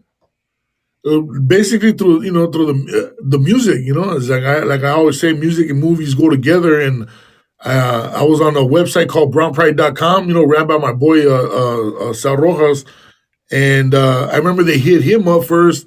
The people from the casting agency, they were casting a movie for Mike Judge, which at that time it wasn't called Idiocracy yet. But then, they came out with the title after. Um, they were just calling it a Mike Judge film, and Mike Judge, creator Sure. of Beavis and Butthead and King of the Hill, it does all of a lot of the voices, Hank Hill's voice and Office Space. So I knew Mike Judge's work, I was like, I was a big fan, obviously, because of Beavis and Butthead, and King of the Hill. And when they hit me with that one, they go, my boy Sal goes, "Hey, there's some people that are doing a casting for a Mike Judge movie and want to know if you're interested." They said they want to get in touch with you and see if you're interested in coming in for a reading. I said, "Yeah, man." I go, at first, I'll be honest with you, I wasn't really tripping on it. I was like, "Nah," I'm like, whatever about it. And then I said, "Yeah, shoot me the info, I'll see what's up. I'll hit him up." And then my boy Sal goes, "Dude, just hit him up, dog. This could be a whole nother game, man, a whole nother outlet for you, man. You never know what could come from that." And I said, "Yeah, it's true." My boy Brown Weddle, rest in peace, he said the same thing. Because I wasn't gonna go, bro. I wasn't gonna, hit them up. So I hit them up. They sent me the script, and my sides were, and I had never did an audition in my life, so I was nervous about that, like super nervous, because I was like, man, I'm gonna go in there. I don't know what to do, man. Just be a fool, and everybody kept telling me, just go, just go. So I went. I did the audition. And at Mary Venue Casting was the Sure. casting director. I went on with her, and then they hit me up like a couple of days later, and they go, "Hey, Mike Judge saw your video and your audition tape, and he's rolling in. He wants to do a reading, a sit down with you. He's coming in next in I think 2 weeks." She said he's coming in, so we want you to have a reading with him. Sit down. So I said, "Cool, man." So then he came in, and I read, and we talked, and then he had me read a couple other different roles, and then he was just like. He's just like, man, you're funny, man. He goes, "I really want to use you in this movie. I'm not sure for what part, but I really want to put you in this movie." And I said, "Hey, man, I mean, whatever happens, happens, man. Whatever, if you can use me, cool, man. I'm not really tripping." And that was it. We shook hands, and yeah, we'll talk soon, whatever. A month went by. I didn't hear nothing. I totally forgot about it. It was no, I was Sure. just like, whatever. And I get a call, man. I was co-hosting a TV show. I was working at LETV at that time from 2000 to 2005, and this was around 2004, I want to say. And I was getting ready to go to work. I was having lunch across the street, and I was getting ready to go to the station to go.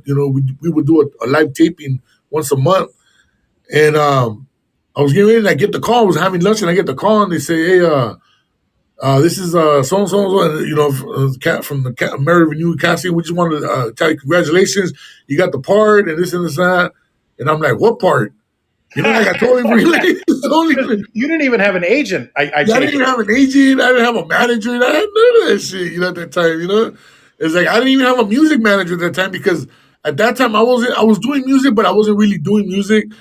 Um, it was like I was just doing stuff here and there, and I wasn't really doing shows, that much. And if we did get shows, they would just come at me direct, So I was doing all the deals by myself. So I really didn't need a manager at that time or nothing like that. I was, because I was doing the TV show. I was on the payroll, with the TV show with the LETV, and the show was called the Hip Hop Show. So I wasn't really tripping, I was like, I was working, so I wasn't like worried about it, and so it just totally slipped my mind.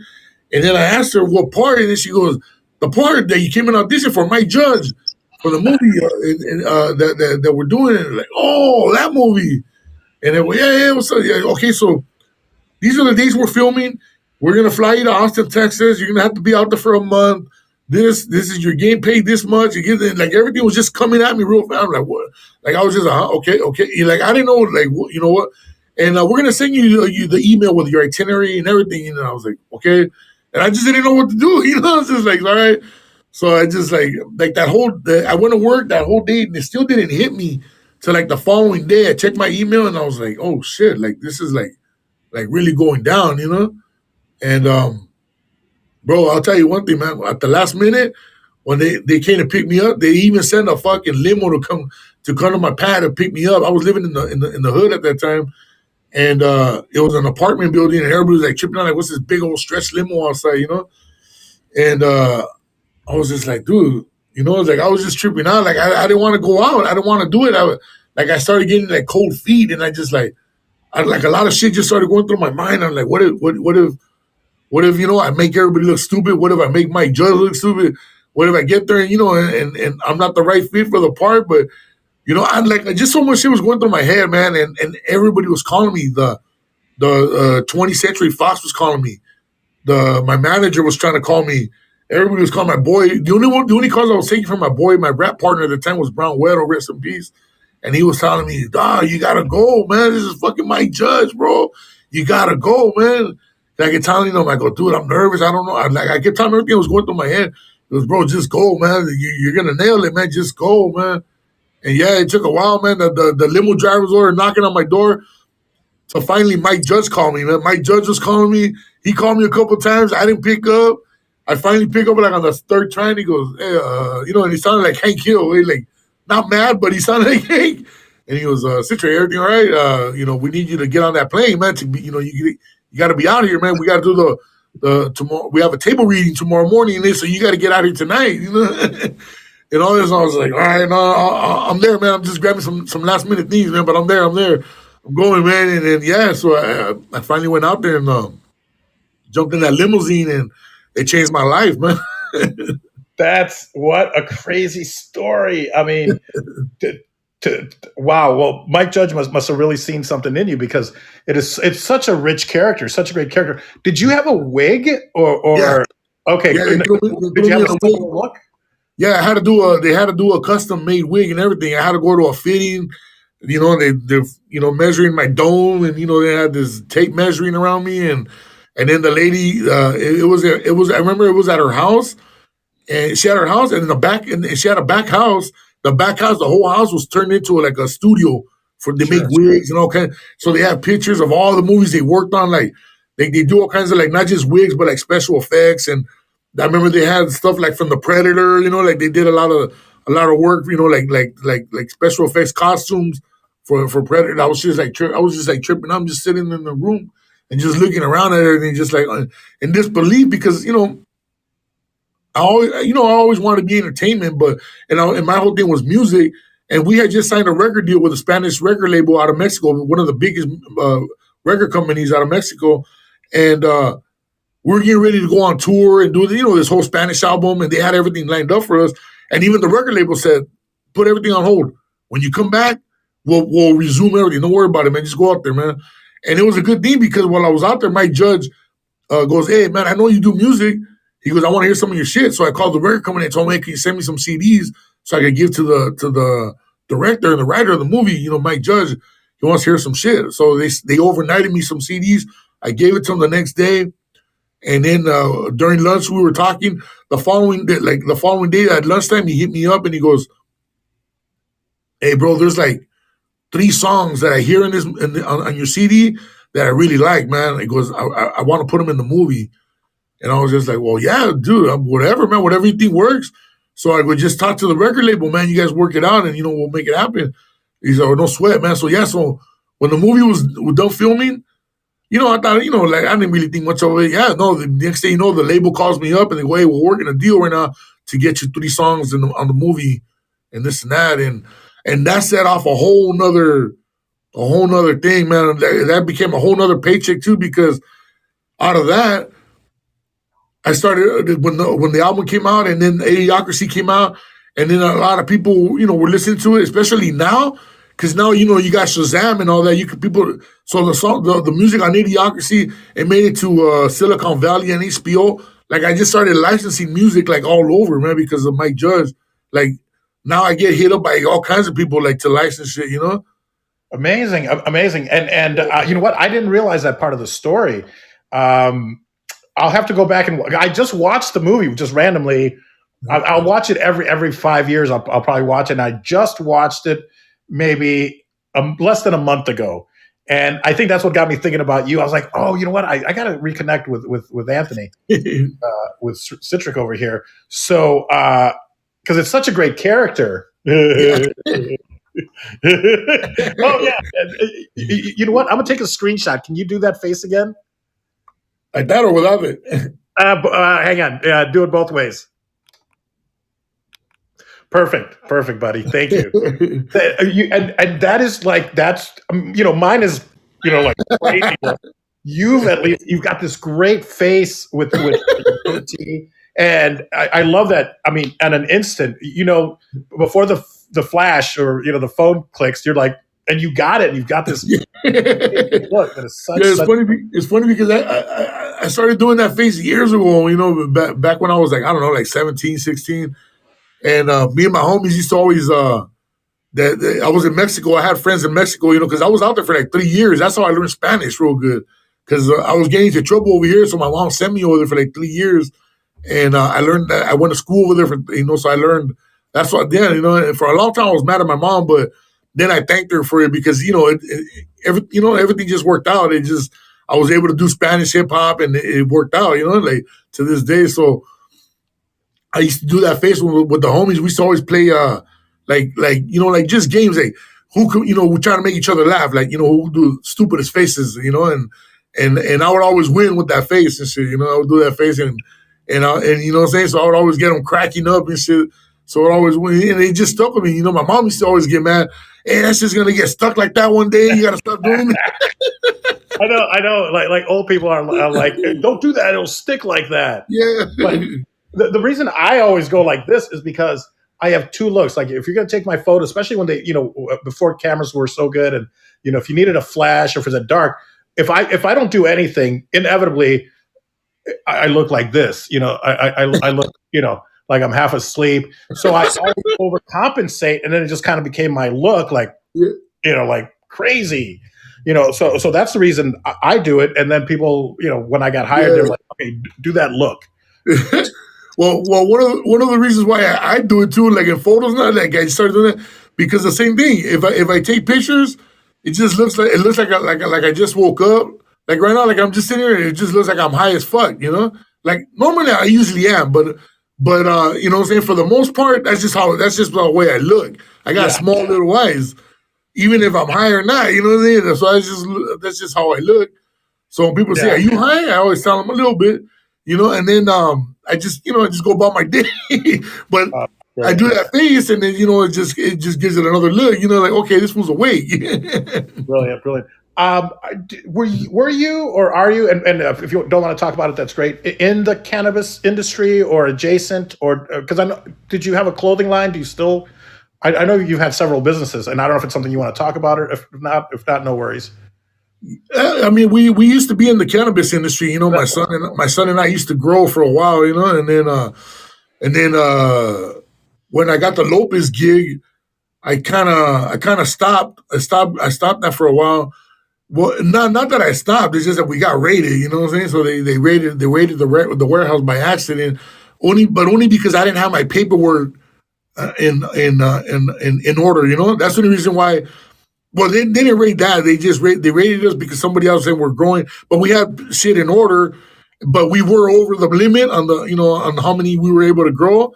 So they got me on that. They arrested me, but I got bailed out that same day. But after that, I had just signed the deal with George, with TV Land, and I was just like, oh man, I'm gonna go to jail. I'm gonna fuck this whole shit up. So I was there. But when I went to court. It was a DA reject because we weren't the people they were looking for. When they found us by accident, they were looking for another warehouse that was maybe 3-4 blocks up, and that warehouse was doing like $1 million a month or some shit. Like not a month, but every 2 months. I don't know. It was huge. It was huge. They were doing like super huge. So that's the warehouse they were trying to shut down. Us, we were just doing for what we were doing. It was peanuts. So they weren't worried about us. They were worried because like I said, a couple weeks later, they caught the real ones they were worried about. So my case got thrown out. So I was like, oh man, thank God, man. And then a month later, I started filming with George.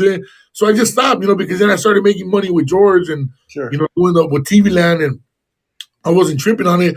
But I've always been a big advocate in the cannabis industry because, like in the early days when we were doing Browntown stuff, we were out there marching at the hemp rallies. We were like putting in work with the homie, rest in peace, Jack Herrera, which there's a bud called Jack Herrera, and There is. yeah, and so we got to hang out with him, and I learned a lot from that man. Man, he taught us so much shit, and we used to go to his office when he had his office out there in Van Nuys in the Valley, in San Fernando Valley, and we used to go out there, man, and hang out with him and blaze and chop it up, all kinds of shit. He would let us perform at the hemp rallies. I remember one time we did a show outside the Federal Building, man.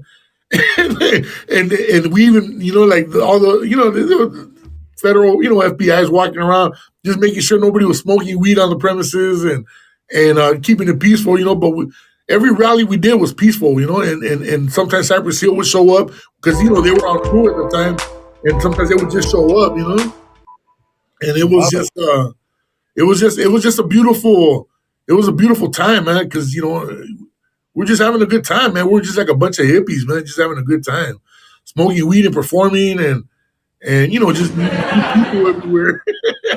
Well, obviously, you guys were there. You're early adapters, I think now, as people are called. But the writing was on the wall, and I'm glad that you were one of the early advocates for it, because now it's and soon it'll probably be legal federally. Federal, That's I talked to a few casino owners, and their general consensus is like, no, we would never do anything here until it's legal federally. That's the situation with everybody. We go. A lot of people are with it, but they're not 100% with it until it's federal.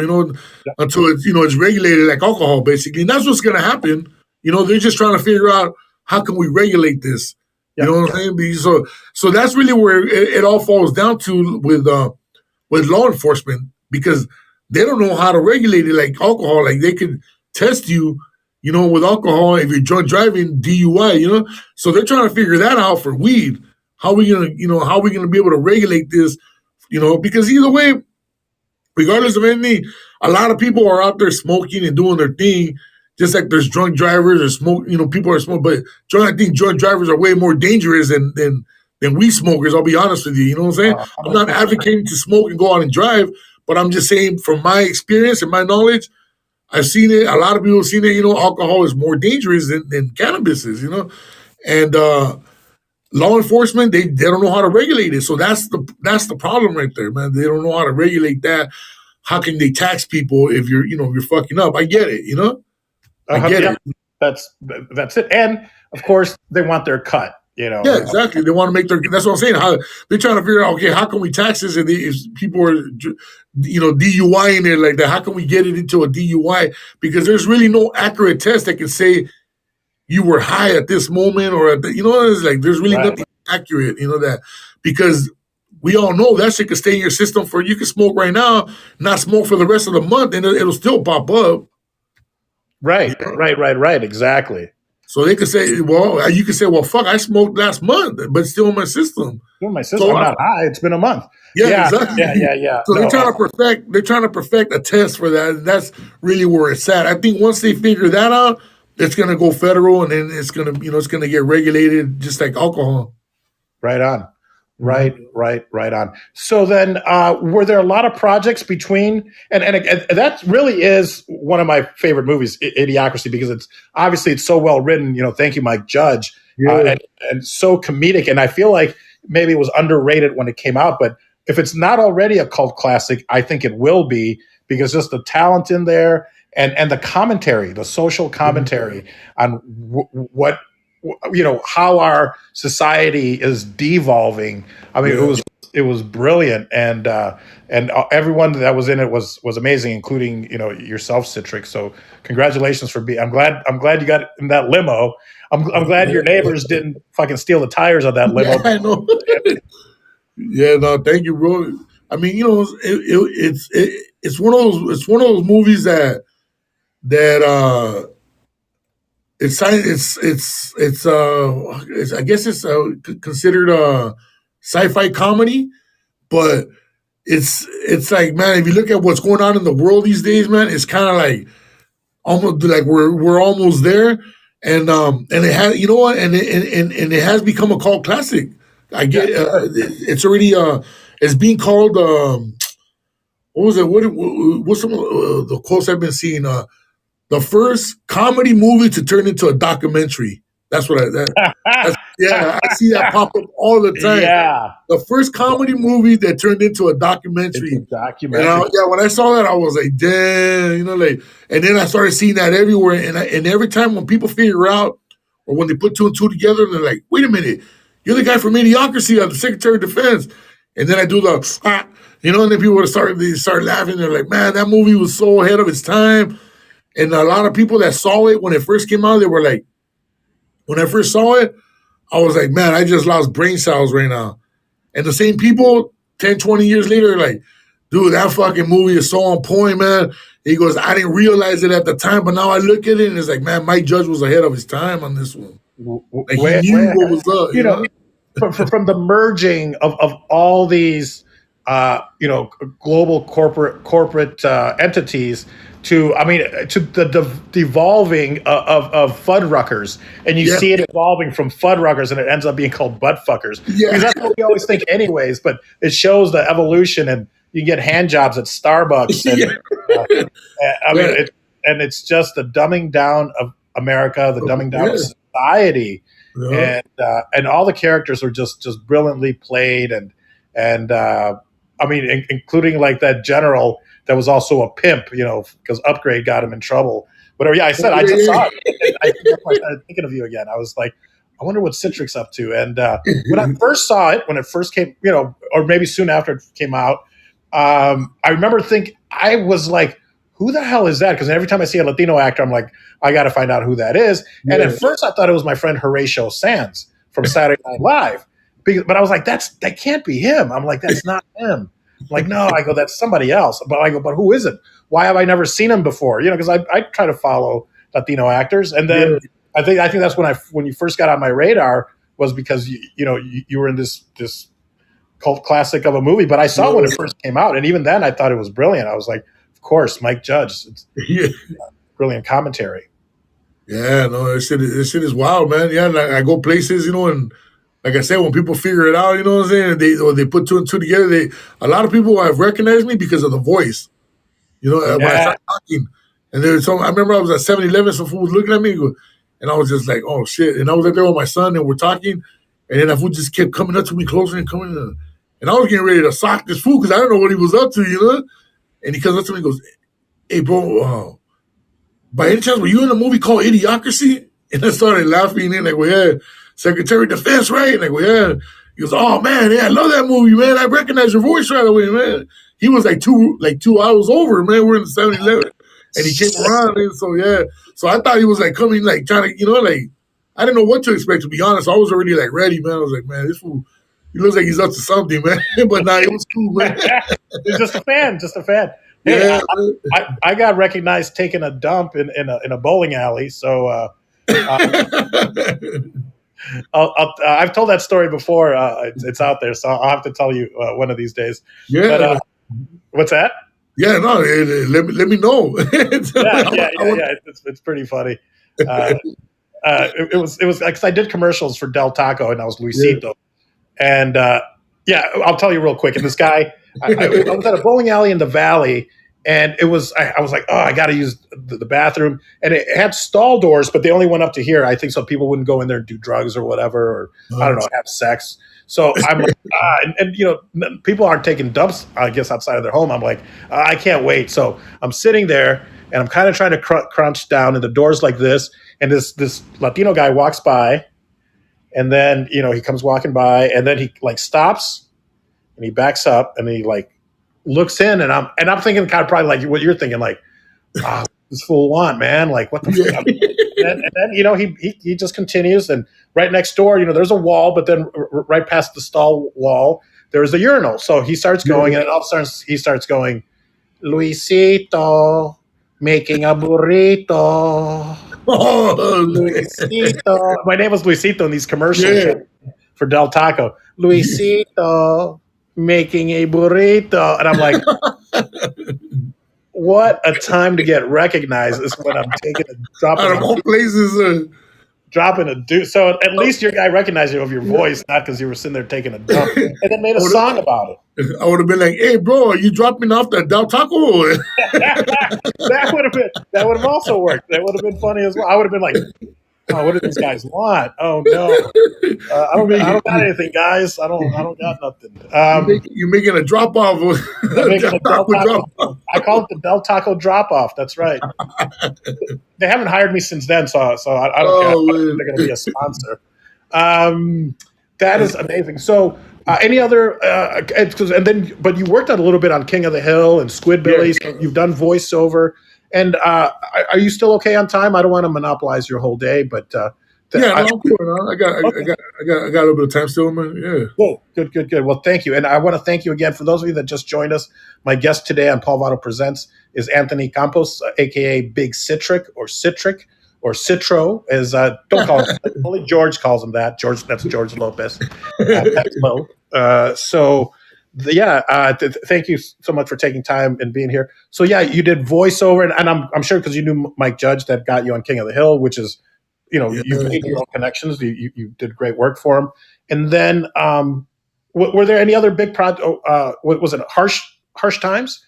Yes, with Christian Bale. It did Harsh Times with Christian Bale and Freddie Rodriguez and Eva Longoria. She was in there for a couple of scenes. And I didn't get to meet her, but she was in that movie. But my scene was with Noel G. It's me, Noel G, a couple other homies that were in there. And wait. You're not Noel G? The only Chicano that works in film. No, I'm kidding.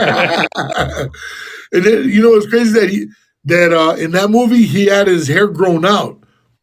So some people, you recognize him if you know him, but some people won't recognize him because he doesn't have the bald head. But, he had his hair growing out because in the movie, in the storyline, he's supposed to be more like a reformed cholo. Like he's trying to do better now. He's trying to do good, So he's trying to change his ways. So he's growing out his hair, but we're still caught up in the same shit, Amazing. But it's a great team. It's a great team. Back then, I probably wouldn't have put it all together. And I'm also friends with Noel G, and I saw that you were actually doing some comedy stuff together. Real great guy, man. He's comedy, man. He's funny, man. Like he does. At that time I didn't know he was doing stand up too, but he does stand up here and there, man. Whenever whenever he gets a call for it, but acting is his main bread and butter, man. And he gets a lot of roles and he flies all over the world, man, to do movies and stuff like that, man. So he stays working, man, and that's a good thing, man, because you already know it's hard, man. It's hard to stay working as an actor in this business, especially being Latino. And then if you got like a certain look, like one you get like stereotyped or typecast, what they call typecast, or you just have a certain look sometimes that they feel they can't put you in something else, and but I'm like a witness that shit could change if you put on a wig or you cut off your mustache, you grow a mustache, whatever. You know what I'm saying? Shit can change. You don't have to always be that same character, but a lot of times because they look at me in the wild from the streets, we're cholos. A lot of times they want the cholo role, but nah, we could play more than just the cholo role, just because I'm bald, but I'll throw on the wig. Idiocracy is a perfect example, Yeah, perfect. You guys, you have range, and but I know for I think I heard George Lopez call him Noe. So you're right. The George changes everybody's name. He goes, he changes everybody's name.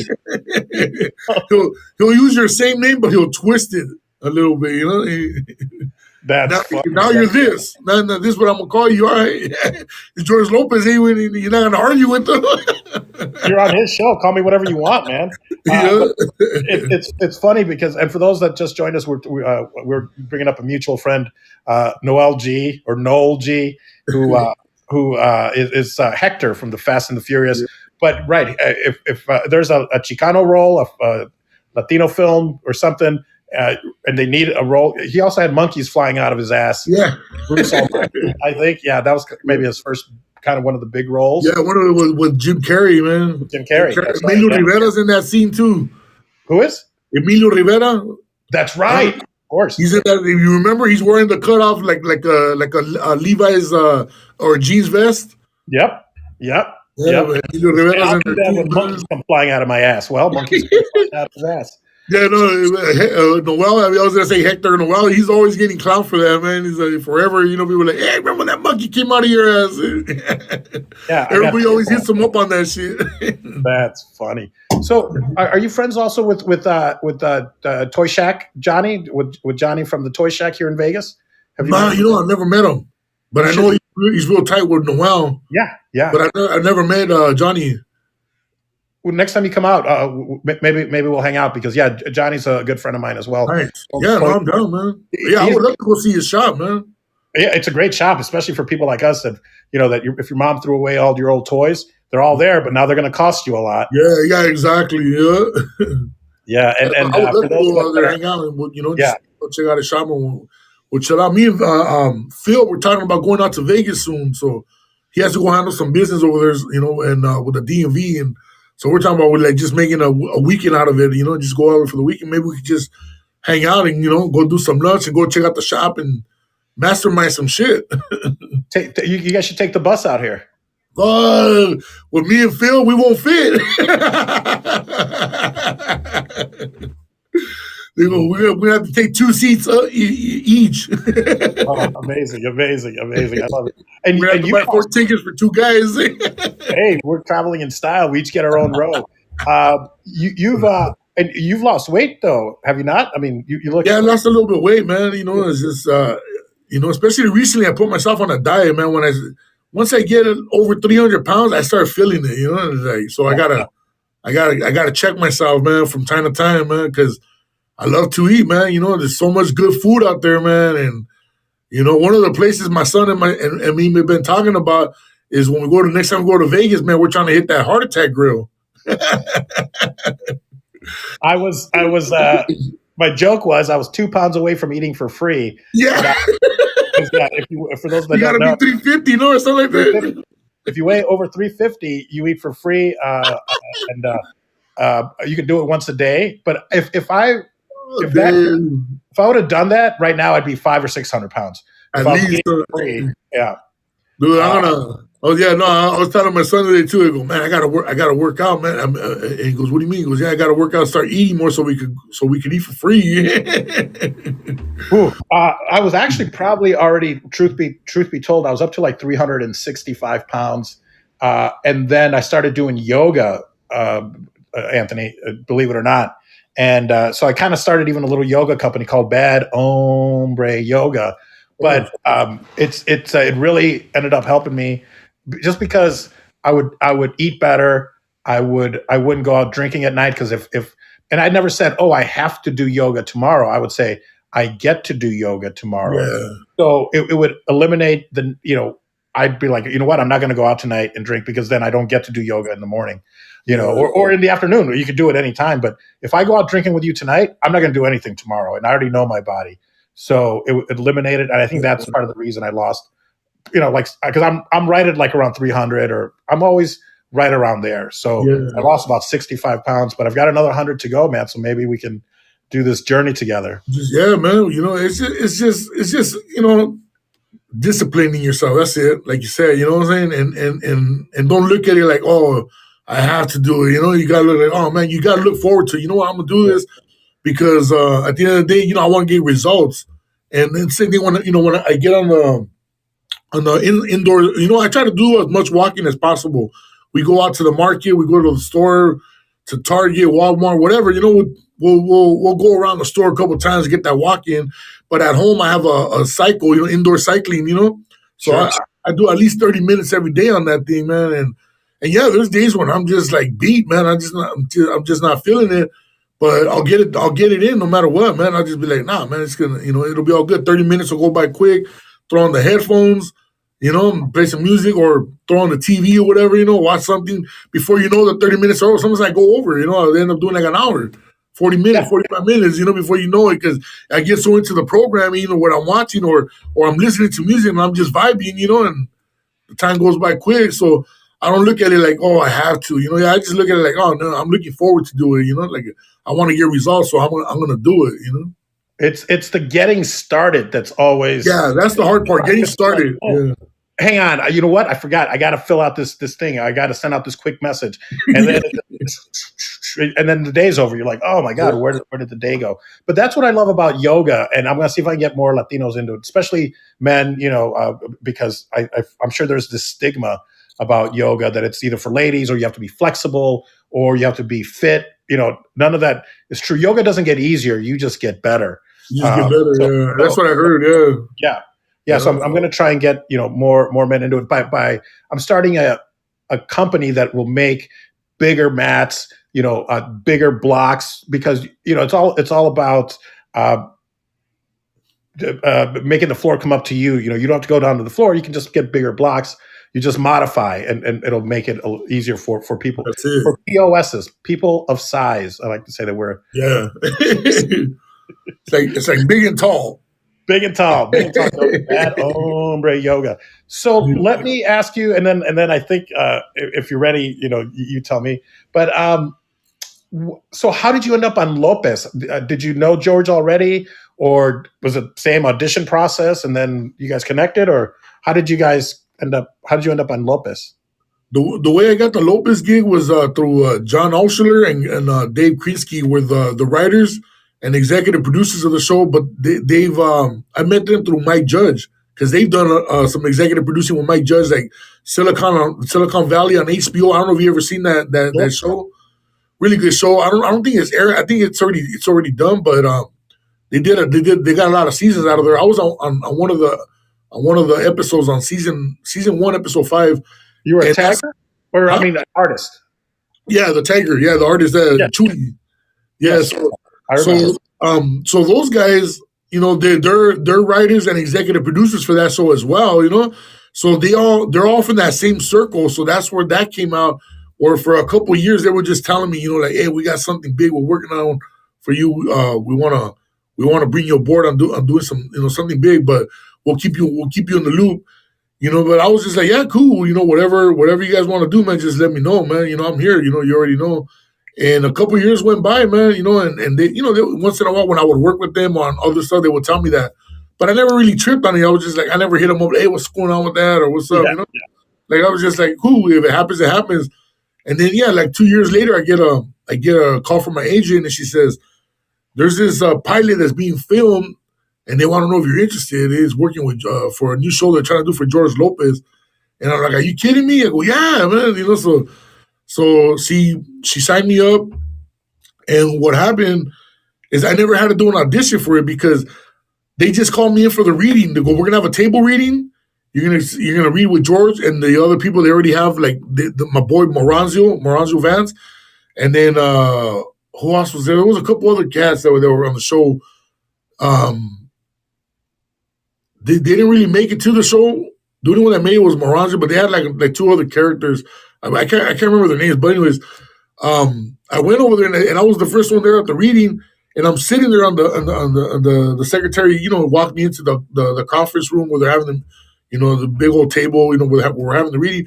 I had my laptop there. I'm on my laptop just going through the script, just checking shit, And then in walks in John Osler, and he has the script for that pilot episode. He has a whole bunch of them in his hand. He's putting them on the table. And then he sees me and goes, hey, CiTRic, what's up, man? And I looked at him, hey, what's up? And then it dawned on me, and I'm like, oh, shit, wait a minute. And I was tripping on, and I go, hey, so you're behind this? He goes, yeah, me and Dave are executive producers on this. I'm like, oh, shit. So, we wrote you in for this, man. So, and I'm like, damn, but I go, so what's the situation? Is this the audition or what? Like, you got it. If you want it, no, you already got it. This is the table read. I'm like, well, how do you know I'm gonna nail it? He goes, oh, we know, man. We really know, man. We know what what you're capable of doing. I'm like, all right.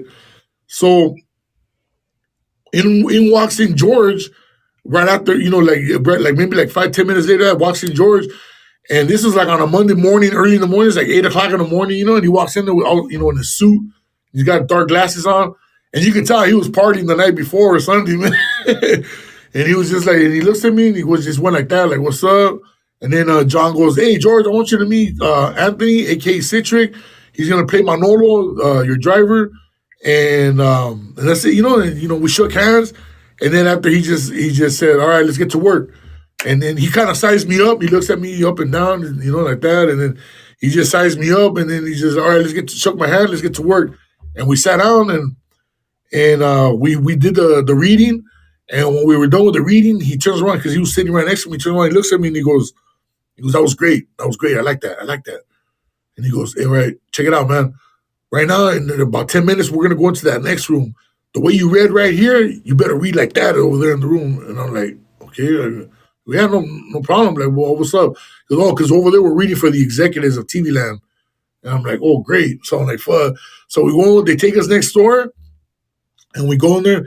There's a bunch of executives, like maybe like 15, 20 people. There's like chairs. There's a long table. We're all sitting on the table. George is in the middle. I'm right next to him. Other people, cast members on this side, cast members on that side reading. And there was like 15, 20 chairs in front of us. So it's like an audience. And they're all getting like their coffees and drinks or whatever. And then all of a sudden we sit down, and then they come and they sit down, and we start the reading. It's like almost like a play in a way. You know, that's how it felt. Like you're reading out a play. And I remember when it got to my first line, I kind of stumbled, and then I was like, "Oh, great!" And I was like, "Fuck!" But then I caught it, and then because I was really nervous, you know. And then I caught it, and I was like, "Oh, fuck, man!" But I was thinking, I'm going to get fired before I even get hired. Right here. I'm thinking to myself, hey, so I kept going. I caught it, and we did the whole thing. And TV Land loved it, man. And they were clapping, and they were laughing. You know, once we heard them laughing, it was like I knew, okay, we got something here, because they were. It was weird, man. It was like a play, but it was almost like you're improvising and you're doing stand up at the same time. It was, I don't know, it was weird, man. It was like three elements going on at once, and we have a live audience right there, you know, just sitting there, you know. So that was a crazy experience, but you know, yeah, they loved it, but then even after that, they still they were kind of iffy. They still wanted to audition a couple more heads, but the writers kept fighting for me. You know, man, that's your guy, CiTRic, that's your guy. And then when we finally taped the pilot, and they pieced it up and they saw it all, and then they did like one of those focus testing. A focus group, focus group testing. So they did like two of those. The first one I tested good, and the second one I tested really well. You know, like it was like really up there. The numbers were good, so they were just like they couldn't deny it. You know, they couldn't deny the chemistry between George and I. You know, and so they were just like, that's our guy right there, Manolo, you know. And then after the first season, I became the fan favorite, you know. So we did season 2, but then we didn't get a season 3. We almost did, but just a bunch of shit happened. You know, George got into it with the executives, not the executives, the network people. You know, just over shit. You know, they weren't promoting it the way they promised they were, and a bunch of other stuff. You know, because a lot of people knew that George had a new show out, but they were kind of like expecting George and the whole crew, the cast, to promote it more, and you know what I'm saying, than them putting in promo. But all the other shows that were airing after us or before us, they were putting mad promo into that. So George was mad, you know, and got into it with them, you know, and you know, George, he got no filters, you know, he speaks his mind, and you know, he gave them a piece of his mind, and then they got into it. Yeah, next thing you know, we just got the notice that they said there's not going to be a season 3, but they go, we still want to do something with it, you know, like put it out, you know, or continue the show, but it's going to take some time. That's what the executive producers, John and Dave, were saying. But nothing has happened since, so I really don't know what's going on. And I know TV Land still owns or rights to season 1 and 2, so I think there's some kind of conflict going on right there too, you know. Well, did you guys actually come out? Because I know season 2 was supposed to take place in Vegas. I mean, it took place in Vegas, but did you guys actually come out to film in Vegas, or was it just more like outside shots of Vegas? No, we did. We did one episode in Vegas. That was the last episode on season 1. That's it. That whole episode. You know what? I was so excited because I was like, when this comes back for season 3, I'm going to try to get on the show. I'm going to talk to my agent in here in Vegas and go, because I really thought the show was going to move to Vegas to do the show. We were going to. Well, what was going to happen with season 2? We shot everything back in LA.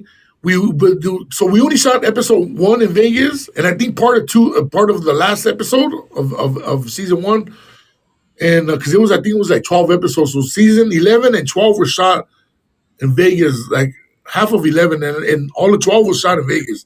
That was all. We were shooting inside the casino at I think it was Bally's. Sure. Yeah. No. At the Flamingo, I think. I don't know. Is the Flamingo and Bally's next door to each other? I believe so, but it probably Flamingo because that's where Andrew Dice Clay was doing his show. So I think Flamingo's pretty friendly with for film So shoots. I think we were filming inside the Flamingo, but we were staying at Bally's, which was across the street, Got it. Yeah. because we were using our own hotel rooms as our dressing room. So when they would need us, they would send somebody to go get us, and then they would bring us down to the floor. But there was like Yeah. like we would have to cross to the casino across the street, but it was just like a little street. So I think there would. I remember there were neighbors, But I remember we were staying at Bally's, and then we were filming on the floor of the casino next door, and I think it was a Flamingo. And yeah, they would close out areas, and then they had security, a couple of cops, because everybody, is George Lopez, so people were trying to take pictures, and but for the most part, everybody was being respectful while we were filming. Everybody was kept their distance, and we were doing our thing, and we had a bunch of background people that were from Vegas, that got into, to be on that episode, and they made it look nice, man. Like we were really you couldn't even tell that we shut it down. That area, we were filming. It just looked like a normal casino day, man. Yeah. So it was dope. And what happened? It was on season 2. George comes back to LA because he didn't want to, because eventually the whole season 1 is he's trying to get a residency show, right, in Vegas. So he ends up getting the residency show, but then season 2 it became too repetitive for him, so he was tired of it. So he comes back to LA, and he doesn't want to go back to Vegas. So the season 2 they filmed it in LA, but they were talking like season 3 we were gonna do back and forth, Vegas and LA, Vegas and LA and shit. Sure. Amazing. My friend, and I don't know if you know Del Zamora, but he was on the show. The fucking George Lopez guy. Yeah, that's it. He was also born in East LA. Yeah. Del was born in East LA. He was in RoboCop. Yeah. He was in Repo Man. That was his first big movie. So he and I are pretty close. And I lived with him when I first moved to LA, which is I happened to meet him, and he kind of took me in. And he's always been kind of a mentor. I know some people have issues with him, but he was great. I thought he was great on Lopez. And he's hella cool people and really good actor, man. And funny, man. He's hilarious. Yeah, he is. He really is. And I think he's going to come out because we're going to play in the World Series of Poker together. Nice. Do you play poker? Nah, I don't, man. Oh, good. We should play for money then. That's why I don't play, man, because I'll lose. I'll lose everything. I know Noel G's a good player. So. Yeah, he loves to play. He's always over here at the casinos, and he just that's his thing, man. He goes, man, that's my only downfall, man. Gambling, man. Oh, I know. I've spent some time with him and Johnny from the Toy Shack, and Johnny the guy that owns Nerd Bar. We've had some good times. But man, is there anything that you'd like to promote? Is there anything I know that people can find you? I believe it's at bigcitric.com. Yeah, bigcitric.com. All my social media is Big CiTRic. And we had just shot some stuff called Ghetto Busters recently too, and it was on Tubi and on Amazon, but they took it down because apparently it just made it it got accepted to this film festival in France, the Cannes. I think it's called the Cannes Film Festival or Cannes. Yeah, so they made us take it down from the platforms while it's at the festival. So we're gonna see what happens from there. But yeah, I mean, you know what I'm saying? That's like the latest shit that we had dropped. But other than that, man, just people can look me up, Big CiTRic, on all my social media and bigcitric.com. They want to listen to the podcast too that I'm doing, the Big CiTRic Show with my co-host Phil Medina, and maybe we'll bring it over to the fireside, man. We will. I think they would love to have you here. I think there you go. Yeah, please. You want anyone that's here, please, a round of applause for Anthony Big CiTRic Campos. He's been so good with his time. Thank you. Thank you.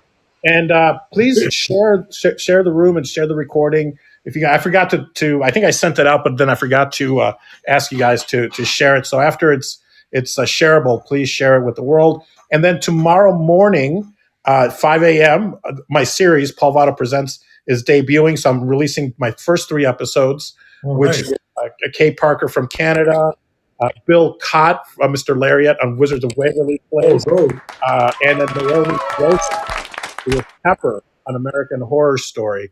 And then, so I'm going to CiTRic, I'm going to save yours for either a few days later or maybe even next week, where it'll be available on all streaming platforms. Okay. So CiTRic, man, and I hope that you'll come back and maybe work with me and Butch Bradley, the stand-up comedian, so we can, because I work on my stand-up as well, buddy. You've inspired me. Yeah, no, let's do it, man. You already know, man. Anytime you want me to come on the show, or we go out there, let's hang out, let's work on some shit, man. Let's produce some comedy shows out there in Vegas, man. Yes, and Noel has been wanting to do that. So let me get motivated and talk to my buddy that owns the LA Comedy Club and have you guys come out and do a Fast and Furious. You and is it Phil? You said Phil? Yeah, with Phil Medina. Yeah, he was the one producing the Fast and Furious tour. Wonderful. If you could connect me with those I think what do you call it? The Fast and Funny. Something like the Fast and Funny. Fast and Funny. I think it was the Fast and the Funny, or the Funny and the Furious. The Fast something like that. Yeah. It's a good play off the whole Fast and Furious. I remember when Phil came to us with that idea, and I was like, oh, this is dope, man. This is tight. Sure. And it's not easy, man, because I think the audience will catch you a little bit, give you a little bit of a break if you're famous, if you're a celebrity. But if you can't maintain for more than a few minutes, they're going to eat you up alive. So I'm very proud of you, and I love that you've been working on your craft and that. And I've watched it, and it's good. So you're an inspiration, and I want to do the same thing. So CiTRic, thank you. Oh no, thank you, bro. Appreciate it, man. Like I said, let's get together and do something, man. You got it, my friend. We've got people here that want to join us there. So I want to thank a few of the people that are here: Bad Bunny, Dave, Victoria, David, Ray, and especially you, Mr. Campos. Gracias por estar aquí. Sí, hablo español. Yeah. Eso es bueno. Muy bueno. Muy bueno. All right, folks. Well, thank you for joining us. You can find me at paulvato.com or at vato.tv. And please also give Big CiTRic a follow at bigcitric.com. But you can also find him across all social media at Big CiTRic and listen to his music, support his projects. And he's definitely going to come back. I mean, because I think we've covered about half the things in it. We've already gone 2 hours and 15 minutes, I think. So thank you for being so gracious with your time, my friend. No worries, bro. No worries, man. All right, folks. Show's over. I'm going to invite the waitbot up, and then I'll close it off. And thank you guys for being here. Thank you, CiTRic. Well, thank you, man. Appreciate it.